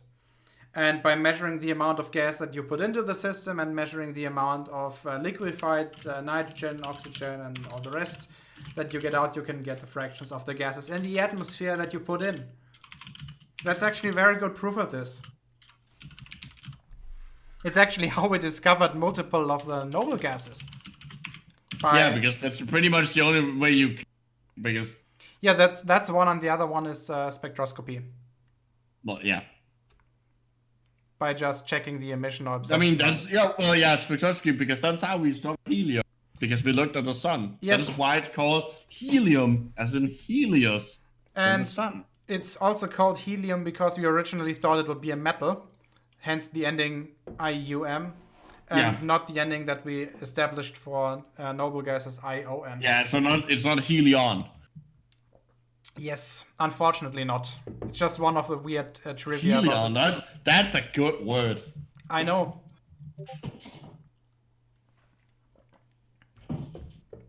Yep. Probably most processes are simply not easily demonstrable on the kitchen table. Well, you know, you that guys shows you to me guys that have you got a can't very do it. difficult job But Professor. in convincing people of the claims that you support. Oh, absolutely. No, that's in this time it's your job. Because as Micro already correctly pointed out, you're the ones who trying to contradict a field of science that has been established for at least a century. Yes. Also, the commenter here, Science Man, has a very good point that, not all science can be fucking shown on a kitchen table. Yeah, if you want to discover a Higgs boson that won't work on the kitchen table, you Unless need you're- a unless particle you're- accelerator 40 kilometers in total tube length. Unless, of course, that is your kitchen table, in which case CERN is gonna kick you out. You know, I should kick you for that joke. Also, you probably don't want to do polio research, or smallpox research, or any kind of infectious disease research on your kitchen table. Well, are you sure that we do not want those two to research that? No, because if it's an infectious disease, there's a chance they might spread someone else. Yeah, well, no, here's the that's thing. not true. That Here's would the thing. No, You give them stop. That would imply that they actually leave the house sometimes. Well, they have to. Yeah. They have to get food somehow. No. So we give them the materials, we give them a food supply, and then we hermetically seal their home. They don't have to hermetically seal it. Just make sure that it's pressure. And after they finish, just make sure to give the host the good old Vietnam treatment. You know, napalm. That could work too. I thought you meant Agent Orange. I was confused for a moment. Now just burn everything.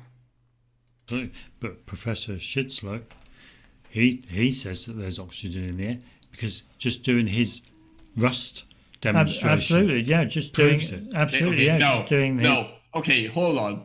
That video is not to show that there is oxygen in the air.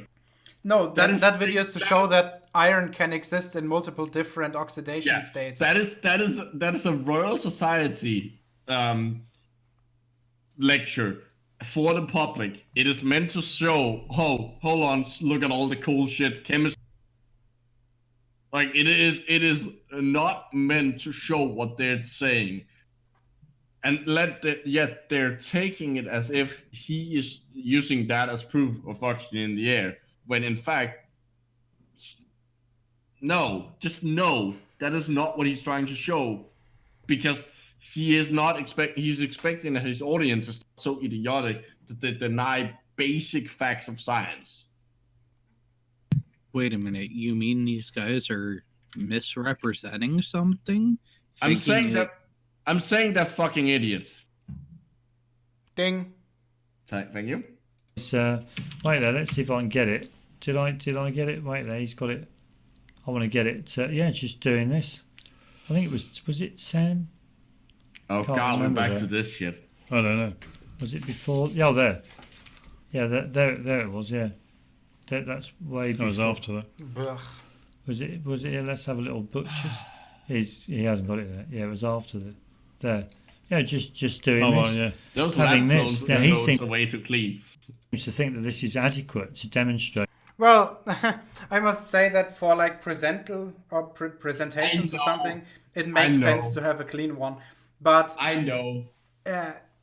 If you It's a joke. actually take a look at the standard lab coat that is actually in use in a science lab, they look like fucking. They have holes everywhere. They are stained everywhere. They probably have ripples. Mine usually have little cutouts in the back at the neck because they don't come with like those handlebars to hang them on a hook. So I just cut out a little bit and hang them on there that way. Usually people just take an edding or a Sharpie to them and write their names on them somewhere. Usually then the ends of the arm pieces are like rotted away because that's where you get into contact with most chemicals. If you get into contact with them, that's where that happens. So those are usually degraded very much. So basically, you can tell how much. You can basically tell how much work an actual chemist does by how many lab coats they've gone through. Yeah, and basically. The current state of their My lab coat had the pocket, the chest pocket looked like it was moldy because I had accidentally put like a Sharpie without the lid on into it. So yes, bounced around. So it's just like a bunch of dots that is like slightly seeped out. So it just looks like I have mold on my chest.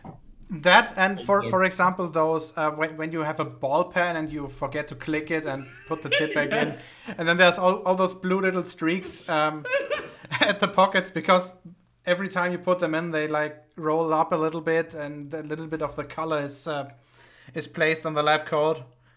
That's the annoying stuff because you don't get that out even with like bleaches. Doesn't work. So yeah, during my master thesis I went through 2, maybe 3 lab coats. I went through 2, yeah, basically 2. But then again, I don't work as long as I make sure like that I don't dip my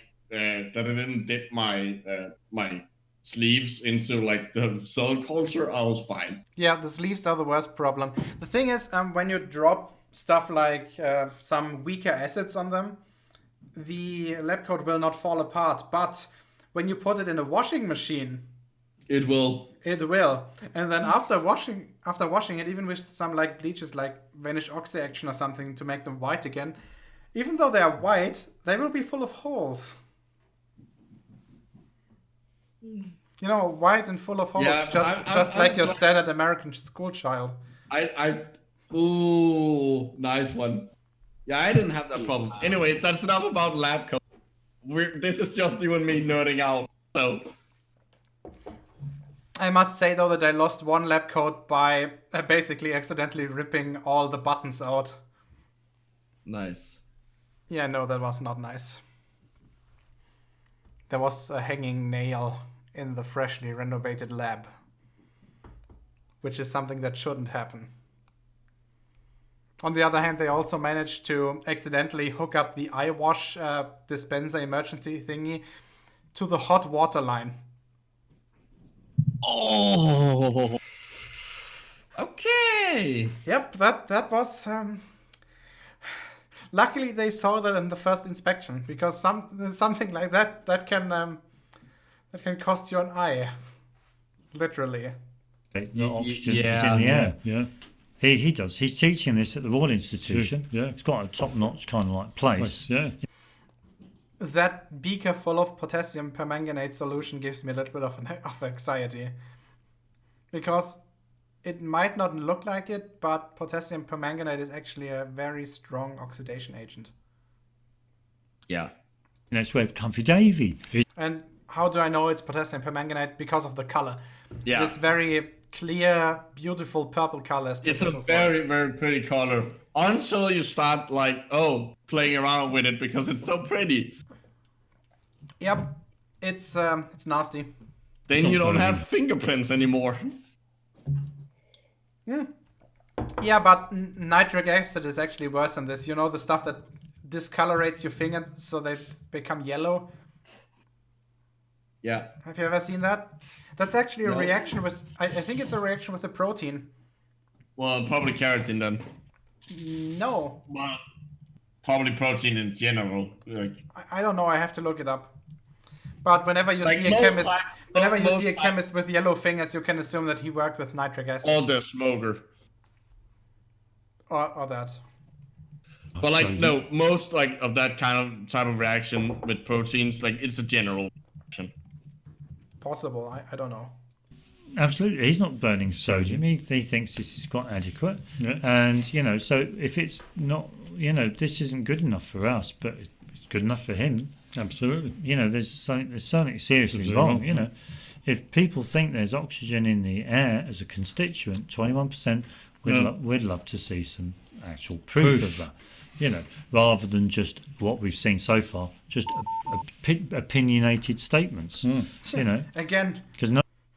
in the beginning, again, shit. They were talking about how everything they say is just their opinion. So that standard of evidence is enough for them, but it apparently isn't for everybody else. So fuck them. They're hypocrites. None of the demonstrations we've seen on YouTube just cut the cake at all, do they? No. They don't prove beyond any doubt whatsoever that there is oxygen in the air. Yeah. Absolutely. We've always got to remember if you've got an oxygen concentrator, for example, and that's manufacturing oxygen. Okay, without that machine, there is no oxygen. Remember. No, Bullshit. there is, because otherwise you would be dead. Yeah, and again, there are multiple different ways to make oxygen. No. It's not even making oxygen. It's the fact that they're literally saying that there isn't oxygen around them. There is, otherwise they would be fucking dead. Yeah. And we've also got to remember. Remember. I wonder if we offered them the opportunity to walk into a space that was completely devoid of oxygen, Just if pure- they would do. On the other hand, they can suffer brain asphyxiation because they don't have brains. No, but the rest of their body can. Like hypoxia can happen in the entirety of the body. It just takes slightly longer. But the moment their heart stops, their runs out of oxygen, it's gonna stop, and they're into cardiac arrest and then die unless they get help and oxygen. Yeah, I was going to say something, but I've The 5th of forgotten. November. Absolutely, yeah. Of course, yeah. Well, is that all we needed to do? That's all we need. I don't know whether you want to show that sodium burning. Oh, the sodium burning, yeah. I mean, we've got to, some people think that, again, the oxide, going back to the oxide, you've got sodium oxide. You react sodium with air. Which again, this reaction is complete overkill. You don't have to heat it up. Yeah. It burns to produce sodium oxide. So let's have a look at sodium being burned, thermally decomposed. No, that's not what I mean. Again, Nope, that's stop. That's the opposite of a thermal decomposition reaction. You're putting something together, not apart. Okay, it's being decomposed, it's burning now, and it's basically evaporating because it's turning to a liquid, and then it will just basically evaporate into nothing. Yeah, look, that smoke coming off is it evaporating. Absolutely, yeah, that's it. That evaporates. smoke so how is can probably soot from like impurities in either the gas or on the thing you're using. Yeah, it's probably. I think I said this last time. It might be impurities. It might also be something like sodium peroxide, which might form in the reactions like this because again the combustion of this is not 100% clean under those conditions. So what exactly that is, hard to tell. have sodium oxide? Yeah. Please, I'd love to know. No, yeah. You know. And yet he's burning the sodium in Well, oxygen. then And yet he's burning. actually do some coursework and actually get some legitimate information about it. Then you will know. Don't say that. If they go off and do that, can you imagine the fucking teacher having to deal with them? That poor person. On the other hand, can you imagine that they actually went to school one day when they were younger? I mean, can you think about how the teachers back then must have dealt with them? In sodium. So in by oxygen. He's ignoring reacting the sodium There you go. with oxygen. Oh, and right. even the Yeah, there we go. As you can see again, they're reacting with it partially to sodium peroxide. Formula. In the formula. Na2O2 solid. O2 solid. Sodium oxide. Oh, right, solid. Yeah, they Yeah. even put. So where is it? So where is it? You know, where does he show it on in the video? As far as I'm concerned, what you see here is just a liquid, Yeah, and I know, yeah. it's literally burning. No, what Yeah, I'm seeing here is two idiots. Also, does that matter? Even though No. the material is liquid, doesn't mean it's not reacting with the air. No. Don't you see? Liquids can't burn. If you put a liquid on have you ever put water on? You roboted out there, Micro. It doesn't matter. Okay, do you guys know what NaK is? NaK? No. Well, it's pretty straightforward. It's an alloy of sodium and potassium. Na and Yeah. K. Mm. The thing is just, NaK is liquid. Oh, cool. Yep. Think of it, it almost has the consistency of mercury, I'd say. Ooh. Even though the surface tension is not as big, but it behaves kind of similar. The thing is, it's actually more reactive than sodium and it's more reactive than potassium, solely because of the fact that because it's liquid, the surface will always be nice and unoxidized. So that stuff reacts much more aggressively with air. And again, this happens at room temperature. Oh, Periodic Video has a video on it. I'm gonna post that Nice. for anyone who's interested. Yeah, basically, yeah. That's just literally burning. Evaporating. There's nothing left. Yeah. You know. Yeah, I don't So, think I'm gonna hazard a guess you know, and say Bunsen burners yeah, probably again, don't get like- hot enough to reach the boiling point of sodium. The boiling point, probably no. The melting point, yes. Well, exactly. So it's not just not just the sodium evaporating, No. which is what they're implying. So they're idiots. Seeing more and more problems with the Oxygen oxygen and being in the air. yeah, a lot of the axioms, a lot of the claims made by science, you know, when you research them more and you look into them, you Yeah, I begin get to from that, realise yeah. that a lot of them just really don't make sense at all. And I that's can't. I honestly can't wait for the day that these two idiots decide that like something else is wrong.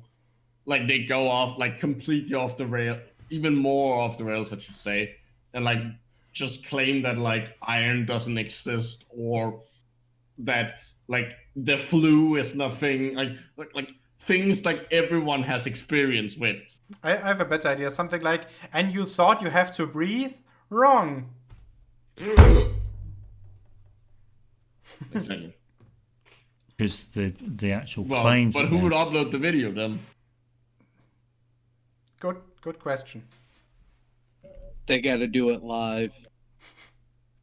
made, well, they're making, are simply just based on the imagination. Yeah, well, the fundamental claims that underpin the chemistry, like the oxygen in the air, Or plants releasing oxygen in the natural environment. Yeah, Fuck And the you. Earth being a spinning ball, Ball. for example. yeah. The that we breathe planets, absolutely, of course, We yeah. breathe out all carbon of it, dioxide. all of it is a lot. Well, well, I should say not all of it, but a lot of it's just made up from the imagination. Yeah, because man can't know what the natural world is all about. And yet you're claiming to. Yeah, again, you're just wrong. The fact we have vast amounts of knowledge about chemistry, and we can use that knowledge to do useful things. Because basically, the much of our industry that we need to maintain our society. All of industry. Not just much of it. All of industry. All right, yeah, all of you're right, modern, all of modern it. life relies directly on science. Yes. And yet you guys, you think that all of that is wrong, but you offer no alternative that, well, you do offer an alternative kind of, but you don't offer any mechanism to actually show this, and you don't actually offer any predictions that would come from this. If you gave us that, then we would have a methodology to test it. But you don't. Therefore, any idea that you have is currently completely worthless. Literally. It has no use. Oh, how I would love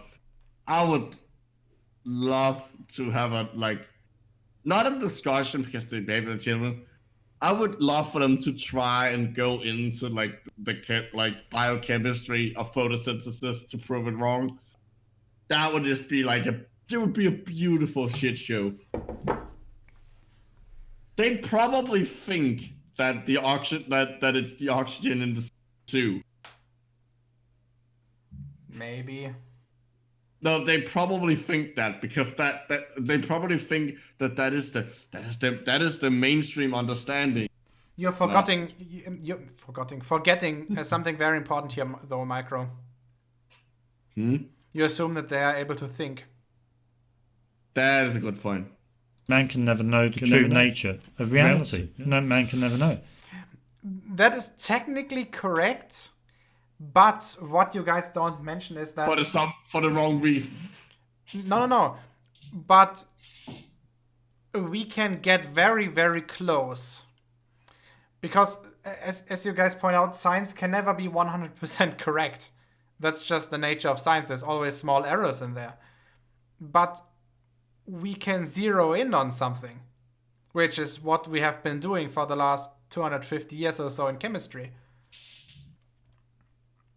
And yet, being 99% correct, or 99.999% correct, is better than being 100% wrong, as you guys are. Well, that's what I mean. Like, they're right for the wrong reasons. They're saying that they're using that tiny sliver of uncertainty, which is just like intellectual honesty, to essentially say that, oh well, science says that it doesn't know anything, but we know everything. We're 100% certain. So we're better than science. Because man is subservient of nature. Absolutely. You know, Nonsense. Man You're part of it. cannot Can't be make subservient to something you're part of. a pebble. Man cannot make a piece of limestone that you'd find in a quarry. He can't make a piece of coal, can he? Man can't Yes, we can make coal. Yes, you can. That's fucking easy. Have you ever heard of charcoal? Just burn wood without burning it completely. There, you have coal. Yeah, basically, you burn it very, very slowly. Yeah. Under a...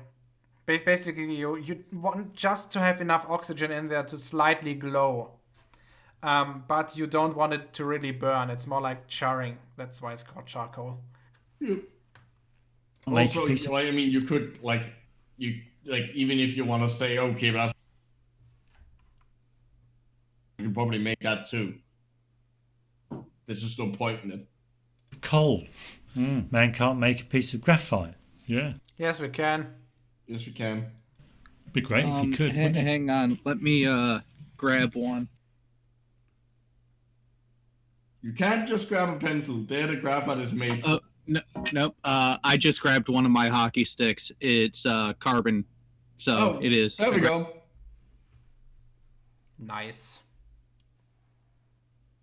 Absolutely, a piece of graphite that's naturally occurring. Oh, yeah. Man can't make naturally occurring things. We can make diamonds, for fuck's sake.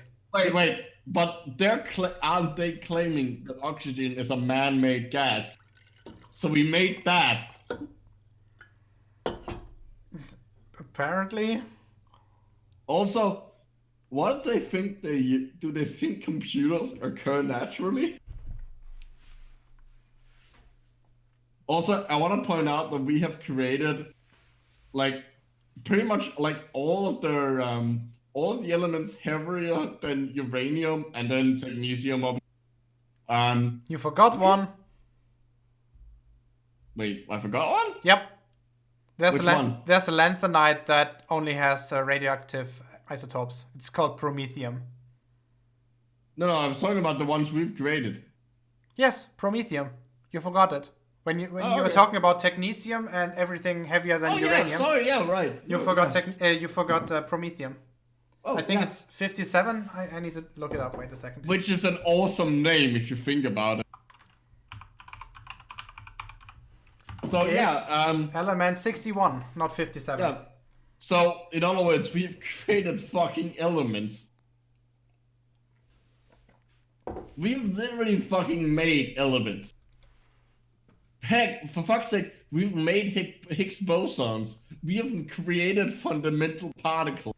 Yeah, we make matter that does not exist in nature. Well, Yeah, to a reasonable degree. For fuck's sake, we literally like a fucking PET scanner literally creates antimatter that we use for diagnostic purposes. Like we don't come and tell me that we don't create. Well, their whole thing there seems to be that, well, it was man-made. It's not naturally occurring. Yeah, again, we can make naturally occurring stuff. We can make diamonds, for example. Yeah. We can make pretty much every type of gem. You can actually. After all, most of them are actually just aluminum oxide.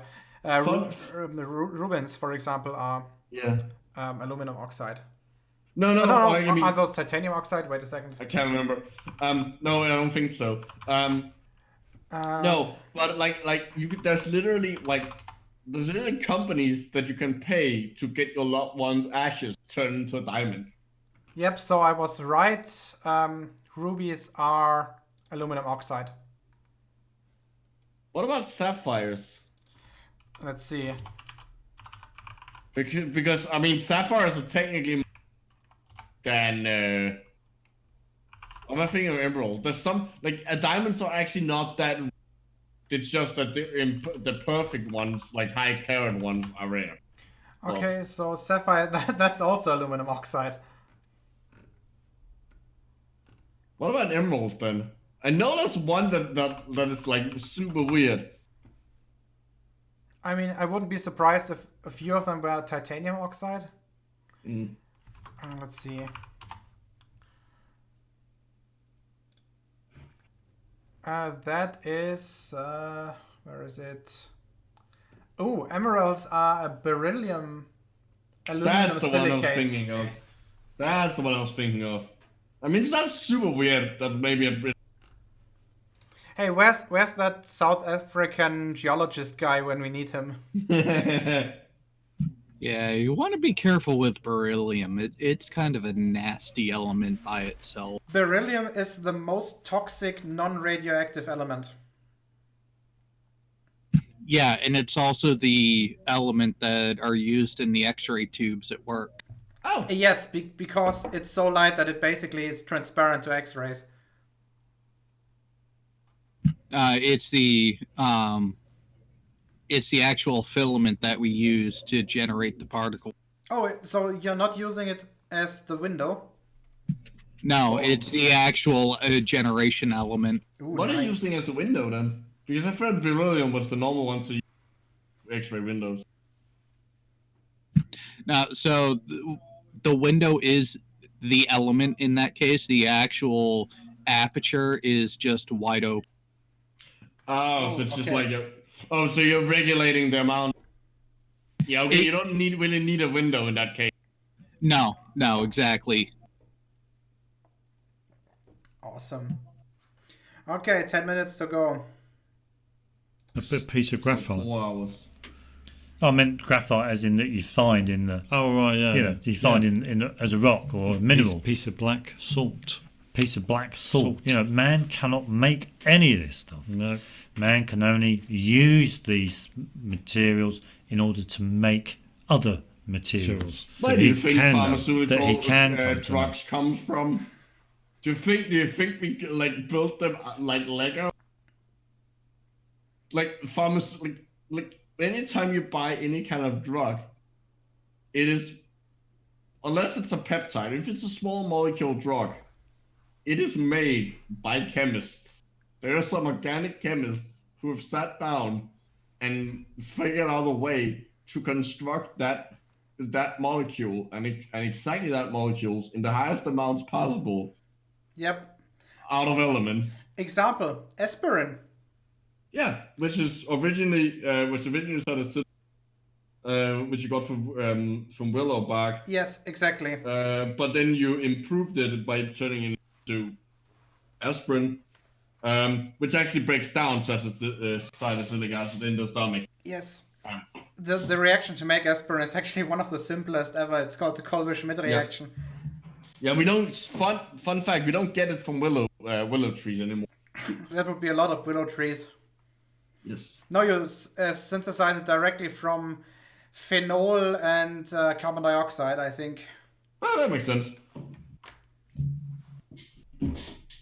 Absolutely, of course. So I think there we have it. Really, it's been There been we go. pretty good. Yeah. So I hope we've given everyone we haven't shown the magnesium oxide, have we? We need to show the magnesium. Sorry, yeah. We've got to do this. to do this. Before we go, because lucky. we did not this one. Was it this one? We did do one on magnesium where we got Things wrong. got some magnesium ribbon and we popped it into our little ladle there, and then we heated it up. Wait there, I don't want to see it. There you go. We've got the magnesium bits in there because we thought we'd do the test that girl did, didn't we? But from the only thing we didn't do here was weigh the things, did we? Well, yeah. Well, there's no point in showing this. I just want to show you The point is- forgot to quantify your results? Those idiots. The point of weighing this is to grammatically measure the amount of basically the weight change. You want to find out how much your weight changed because this way, using stoichiometry, you can determine what actually reacted with your magnesium and in what ratio. You guys are fucking idiots. Because that's what we did yesterday. Then it doesn't show that we wasted our time yesterday Oh by right. doing Yeah. the video. So we can see that it's going, and you can clearly see that piece in the middle is will light first, will combust, will thermally decompose. Well, should yeah. be the better word. No, it's not a thermal decomposition. Again, you guys are fucking idiots. Ding. Better phrase, sorry. Well, you know it's thermally decomposing because it's giving off It releases. Absolutely. But one of the main things that we overlooked here, and that is we didn't weigh the piece of magnesium, did we? No. Because a lot of people seem to think that when an oxide is formed, it gains in weight, doesn't it? But that could be when it's... It kind of has to, because you're attaching oxygen to something. And guess what? Oxygen has weight. It has a mass. when water is involved, like rust. Oh, I know. The water then. Oh, that poor camera sensor. What the fuck is you dealing with oxygen? No, sorry, dealing with water. You're fucking obsessed with the stuff. I mean, they obviously... I don't think they understand that one of the standard methods to dry a reaction vessel in chemistry...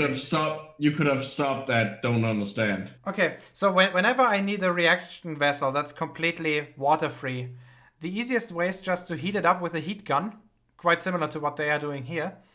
And while doing that, flush it with nitrogen gas the entire time. Because that's how you get all the water out. And I'm pretty certain that by heating up this little cauldron thingy, you're also pretty much removing every piece of moisture that's still left in there before the entire thing starts burning. Because after all, water is quite volatile. Not as bad as many of the organic solvents that I'm using, but still quite bad. And combines with the water combines with the material to add weight to it. Yeah, absolutely. So makes sense. So we burned heated up the magnesium, thermally decomposed it, and obviously you get what they would say is magnesium oxide. Now we don't think it's magnesium oxide. It was not a decomposition. Yeah, I think we can stop pointing that out. If they don't understand it until now, they won't in the future. Because they're fucking idiots. Ding. Mm-hmm. And another thing to mention in this example, in our understanding, the reason why the magnesium burns so intensely is because it contains oxygen. Yeah, we think it contains oxygen, which would make sense as to why it burns in the manner it does. It's very similar to phosphorus. It's very similar to phosphorus. Contains oxygen. Absolutely. What? Did they just say that phosphorus contains oxygen? Yes, they did. You guys are fucking idiots. Ding. But we can see it's a whitish powder. Now, but we didn't wait. So what we thought we'd do today is we thought we'd do exactly the same thing. Where's the video? Should be in there. Let's have a little look. I've got to look for this. Where is it? Oh dear. Oh dear. Oh look. Oh dear. Where is it? Or did I go past it? Let's have a little look. That's not it. No. That's not it. Oh, where is it? Wait there. Is it on the desktop? Got to do it. Got to do it. I'll just entertain people. Yeah, most people are just blah, blah, blah, blah. No, don't edit. Where's the video? Mumbling around.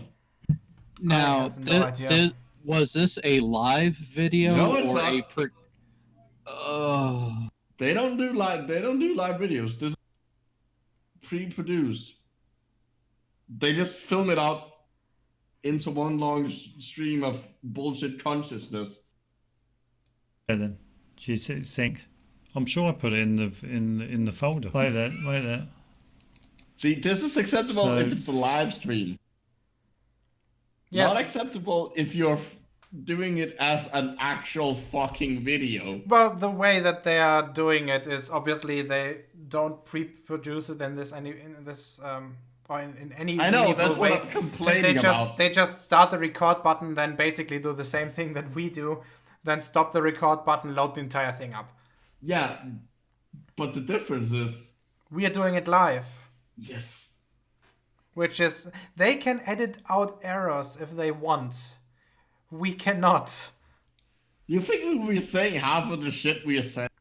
if we could edit it out, you think we would spend 20 minutes talking discussing something with Rumpus if we could edit it out? No. What? Sorry, Rumpus, but the opportunity was too good. No, if we pre-produced this, we would basically watch their videos multiple times in order to actually exactly understand what they mean when they use their babbling, nonsensical We would words make an somewhere. actual debug video, but Yeah, and then it's an hour long, and we don't want to do. Yes, and then have our answers be much shorter and much more precise than what we can do in a matter of a live stream, because that's just the nature of the live stream, is that you have to react to everything without more or less being prepared to do it, which is kind of hilarious because it leads to weird results. Yeah, and Baryon does have a good point from the chat that we would be able to edit out 2 errors by blanking the screen. Oh, you tell me. It'd be the last one. Is it the last one? Oh, I know. Yeah, here we go. Sorry, do apologise. Yeah, it's because we had the thumbnail open. Yeah. That's why. Sorry, we found the video. So here we go. We've got our scales. We've got a piece of aluminium foil, magnesium ribbon. Wrong. On top, Okay, stop. weight. What was the procedural error? Did they not tear this correctly beforehand? It was teared when the aluminum foil was off of the scale. Oh, for fuck's sake.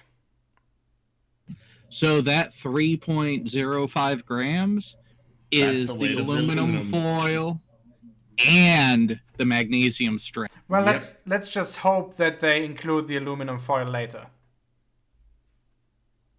Of 3.05. Okay, there's the piece of magnesium ribbon.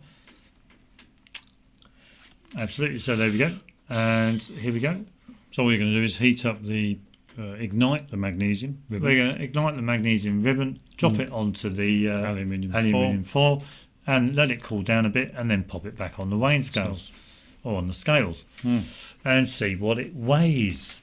See if there is. That was supposed to be a magnesium ribbon that they just lighted. Because Supposed to be. it doesn't look like they lighted anything so far. Some weight loss or weight gain. They're kind of missing the huge I think bright light. I think decomposing the substance. Absolutely, I think there'll be weight loss because you are thermally decomposing, and we can visibly see substances being released from the magnesium and going up into the air. Yeah, basically. Absolutely. So it's losing. Wait, you things. can see that? So phlogistonists seeing out that? there, eat your heart out. You know. So there's our piece of. Oh, you want to burn your fingers? Because that's how you burn your fingers. Not necessarily the one touching the tweezer, but that one, which appears to be almost touching their the... pinky. 1, 2, 3, yeah. Just let it happen. Magnesium ribbon. Okay, should catch light very soon. There we go. Got the aluminium foil below. There we go. Off you go. Now notice the yellow. I'm sure there's got some sodium in that. That's got to have some sodium in there for that yellow flame. No, Well, it may even have iron. No. That light does not come.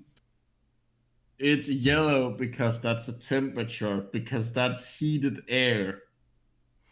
That's not completely correct. Usually the magnesium strips you buy contain a little bit of sodium, and But it's actually the- reasonable to assume that a little bit of the light, at least, of that orange color is caused by sodium impurities. Yeah, okay, but we can both agree that most of it is from it because it's hot. I wouldn't even quantify that. I'd be very careful with this. Well, the point still is that it like them saying, oh, that looks like it has some sodium in it. The thing is that they're saying that because they think they've figured it all out. True. Well, it's got sodium in that Yeah, I'd probably say, yeah. It was orangey brown though, wasn't it? because they make magnesium Okay. through. Okay. Sodium is not the only thing that burns with an oil. Unless you think wood has a lot of metallic sodium in it. I also like how they didn't use a filter or anything to actually catch the magnesium oxide fume. Well, fumes is the wrong word. It's aerosols at this point that came off of that. Obviously, you want to do this in a controlled environment. For example, you could do this in just a closed flask, which don't close your flasks ever. Like they should never be completely closed, but just make sure that everything of the exhaust fumes of the fumes that come off the reaction are filtered first, so that all the solid or the aerosols are being caught in that filter, because you don't want any mass that you want to measure to escape. Brine. Through salt, brine. Yeah, sodium. Yeah. That's where they get most of their magnesium from, yeah. So the sodium's already there. Absolutely. So we can understand why there is a yellow flame. Because I reckon that magnesium is a kind of a it's a cross between sodium. It's a stable sodium kind of base metal. They have what?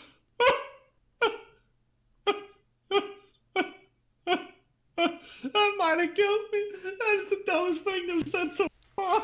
I agree. So, nomination for Dumb Fuck of the Year as a Dark Horse candidate? I think it's too late for them to be nominated Dumb Fuck of this year, because let's be honest, the competition is just too big. But next year, when the entire Kyle thing is over, and maybe the entire JM Truth thing is over, they might stand a chance. That was just beautiful. By the way, there's one thing that I haven't done for a while, and that's inviting people to my Discord. So, here's the link in the side chat. If you want to join, just hop in. Just saying. Yeah. So, there we go. We've got it there. I think it's, yeah. Now, let's have a little weigh and see what we got. So we got 302. Oh, we got 302. So the weight of it has dropped. But I mean, whether a small fleck just happened to jump off, you know. Oh, you mean a reasonable explanation?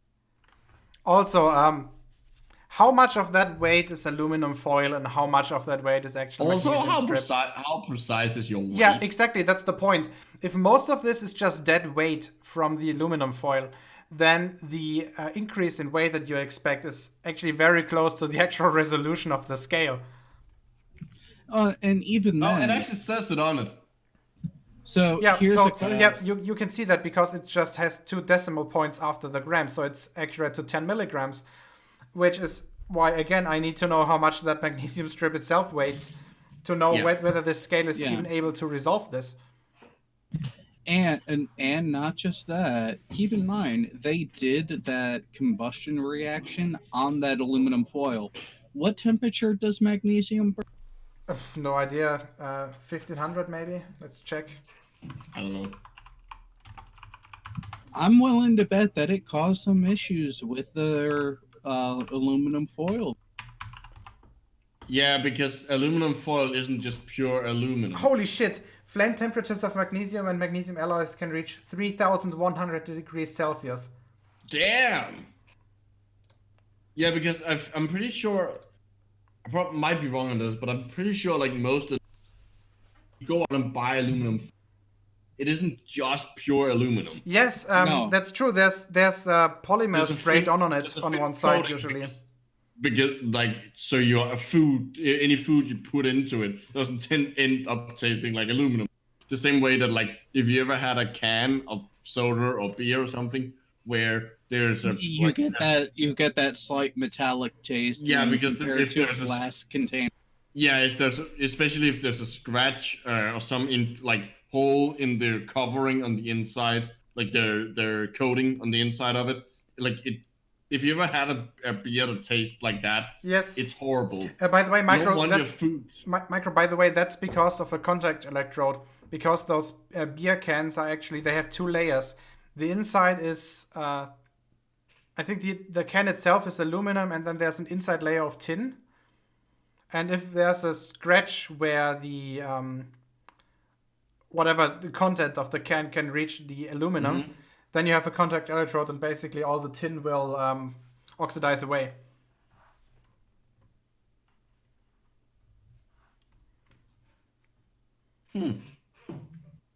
So another case of contact electrode.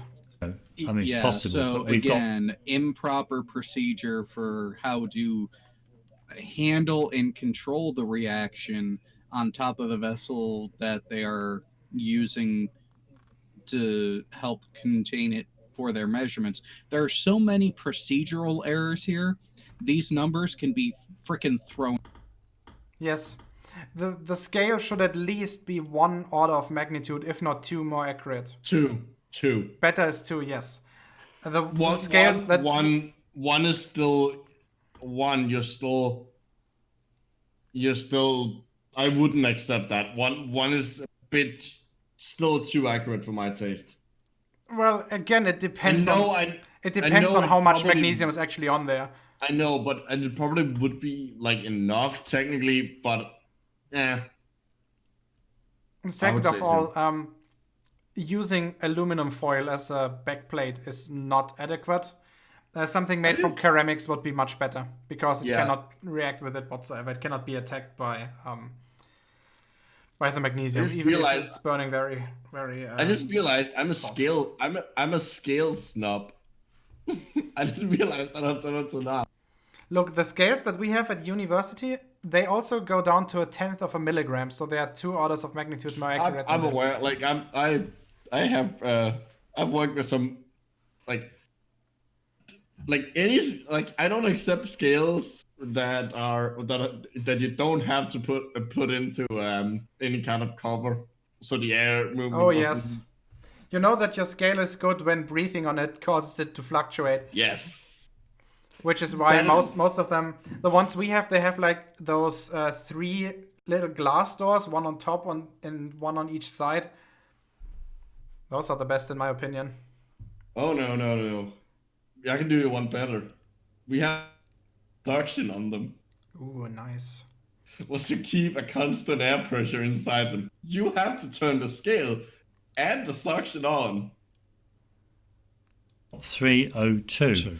That is, to me, it's noticeable reduction in weight. Yeah, in weight, yeah. So, you that cannot conclude tells that us from that, experiment with a shady weight. I mean, it's only a one-off, Yeah. but from this information, it's plausible. Yeah, so theoretically, it's only 1 milligram. Because again, you're right at the accuracy that your scale can reach. Yeah. That the weight has decreased. Which you'd expect because it's been thermally decomposed. Absolutely, you'd expect that because it's been thermally Thermally decomposed. decomposed. So if there we go. Say that, then it's a rather small what is that weight? Because what are you saying is burning off? Because if you're saying it's a thermal decomposition, it would it would have to be 1 per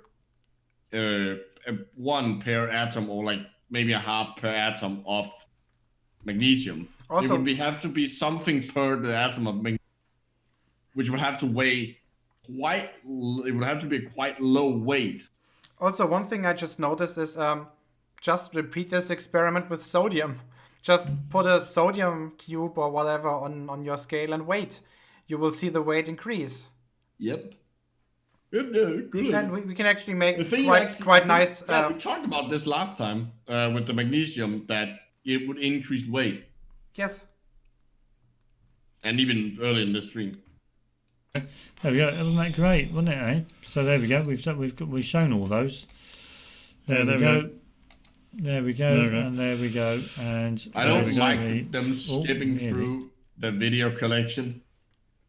That feels dangerous. You mean there's some video in there that we do not want to see? Yes. I want to go back on. I mean, all of them, but Where's the? Don't know. Where's the didgeridoo? Where's the didgeridoo? Yeah, There we go. Why is he looking for there the we go. DVD? There we go. And so there we have it. All wrapped up for another session.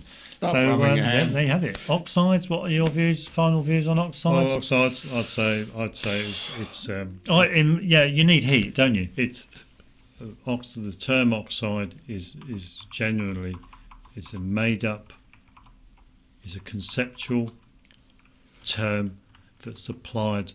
All terms are made up. Yeah, I was going to understanding. ask what term wasn't made up. The term is made up.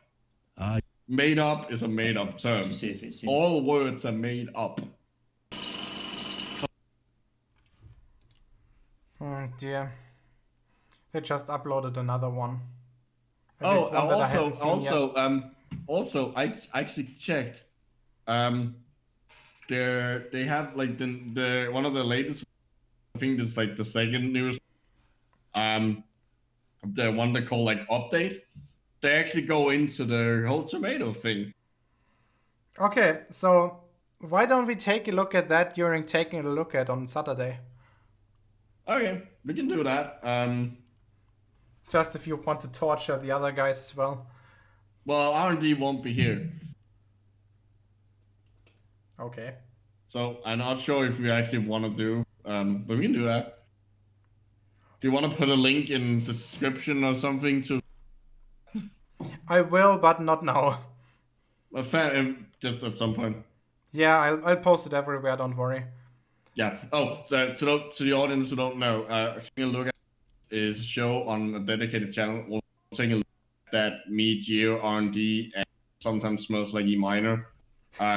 Do where we normally we find a stupid website and then read it and make fun of it and go on weird tangents for 2 hours. Because I just got the best comment ever to a Oxy-Morons video.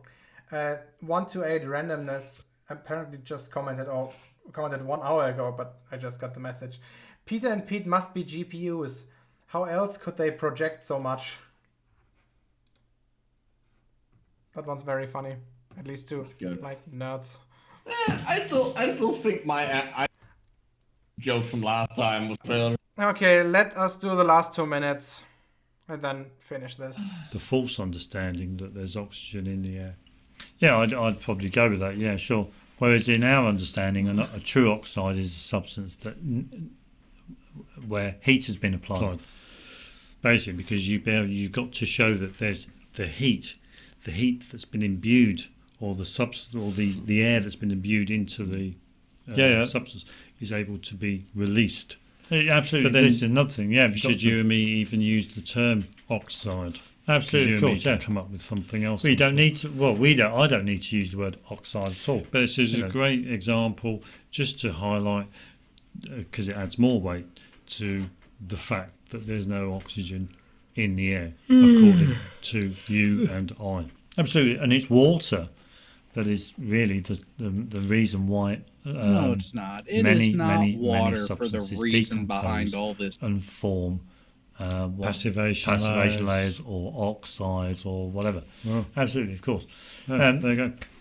So thanks ever so much, and there you have it. Always remember, till next time, if something doesn't make sense, like oxygen being 21% of the air, and oxygen causing oxidation of material. Yes.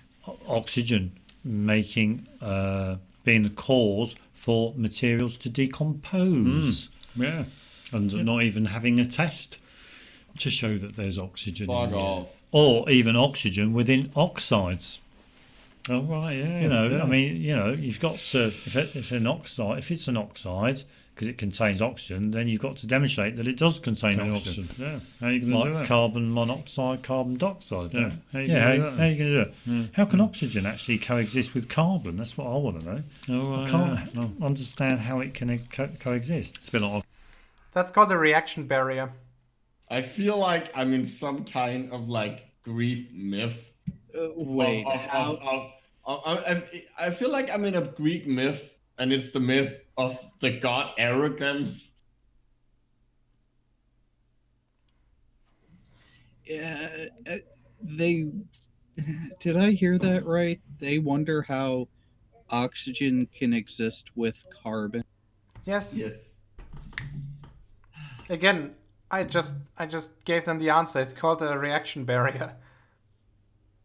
It takes you need to put in an amount of energy first for the reaction to run. But once you do that, it runs perfectly fine, and all sorts of things with carbon and oxygen. Yeah, they don't understand how thermodynamics works, and they also don't understand how reaction kinetics works. Oh, you can create alcohol. They also can don't create understand what carboxylic type of acids. reaction is what. Okay, there's 40 more seconds. Let's just finish this. Oxygen and water. Yeah, I think what it is that carbon dioxide forms as a result of combustion. Yay, they got something right. Don't, wait. He's about to fuck it up probably. As a result of combustion. So you get all of, but I still can't understand how the oxygen can bond. That's because it's not carbon dioxide. Or join with the term carbon. carbon dioxide Okay, they don't understand how covalent bonds work now. is misleading. What do you mean No, now? Hmm? What do you mean now? They haven't understand how those in the beginning. Okay, fair point. Yeah, absolutely, It's of course. misleading. Yeah, it's all nonsense, isn't it? Of course. So thanks ever so much, and we'll see you next time. Okay. Bye. Ta-da. Mo, go back and How do you comment know? on the I've day. observed it in all my travels over Europe. It's flat That everywhere. is It's flat. beautiful.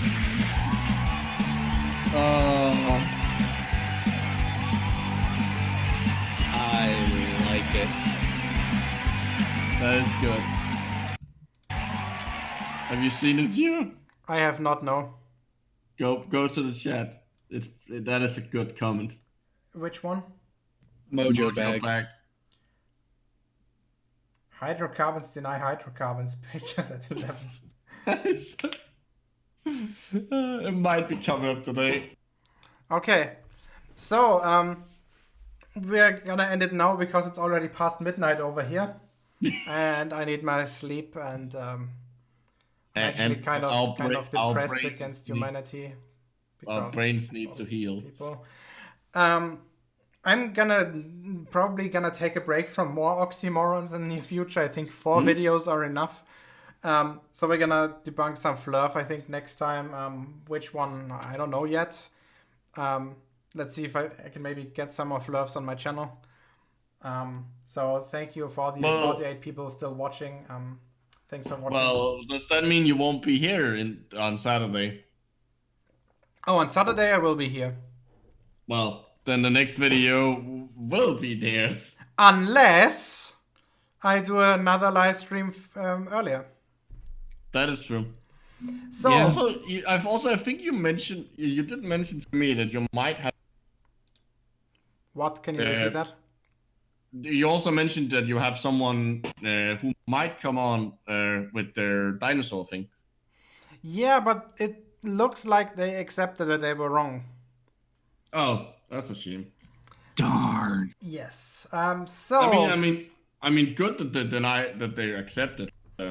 So let's do it the good old rhetoric's way, and say what you gotta say and get out. So starting with you, Team Skeptic, you were surprisingly silent. Well, he has been away. Oh, okay, that explains a lot. Jared. You know, I can't tell whether I hate you or myself more at this point, Gil. Hate them. And you. Screw you And guys. yourself. Hate everyone. Okay, Micro, your turn. Sweet, sweet relief of death. And with that, I thank you guys very much for watching. And I'm sorry for the inconvenience of causing all those face palms. See you guys And next death. time.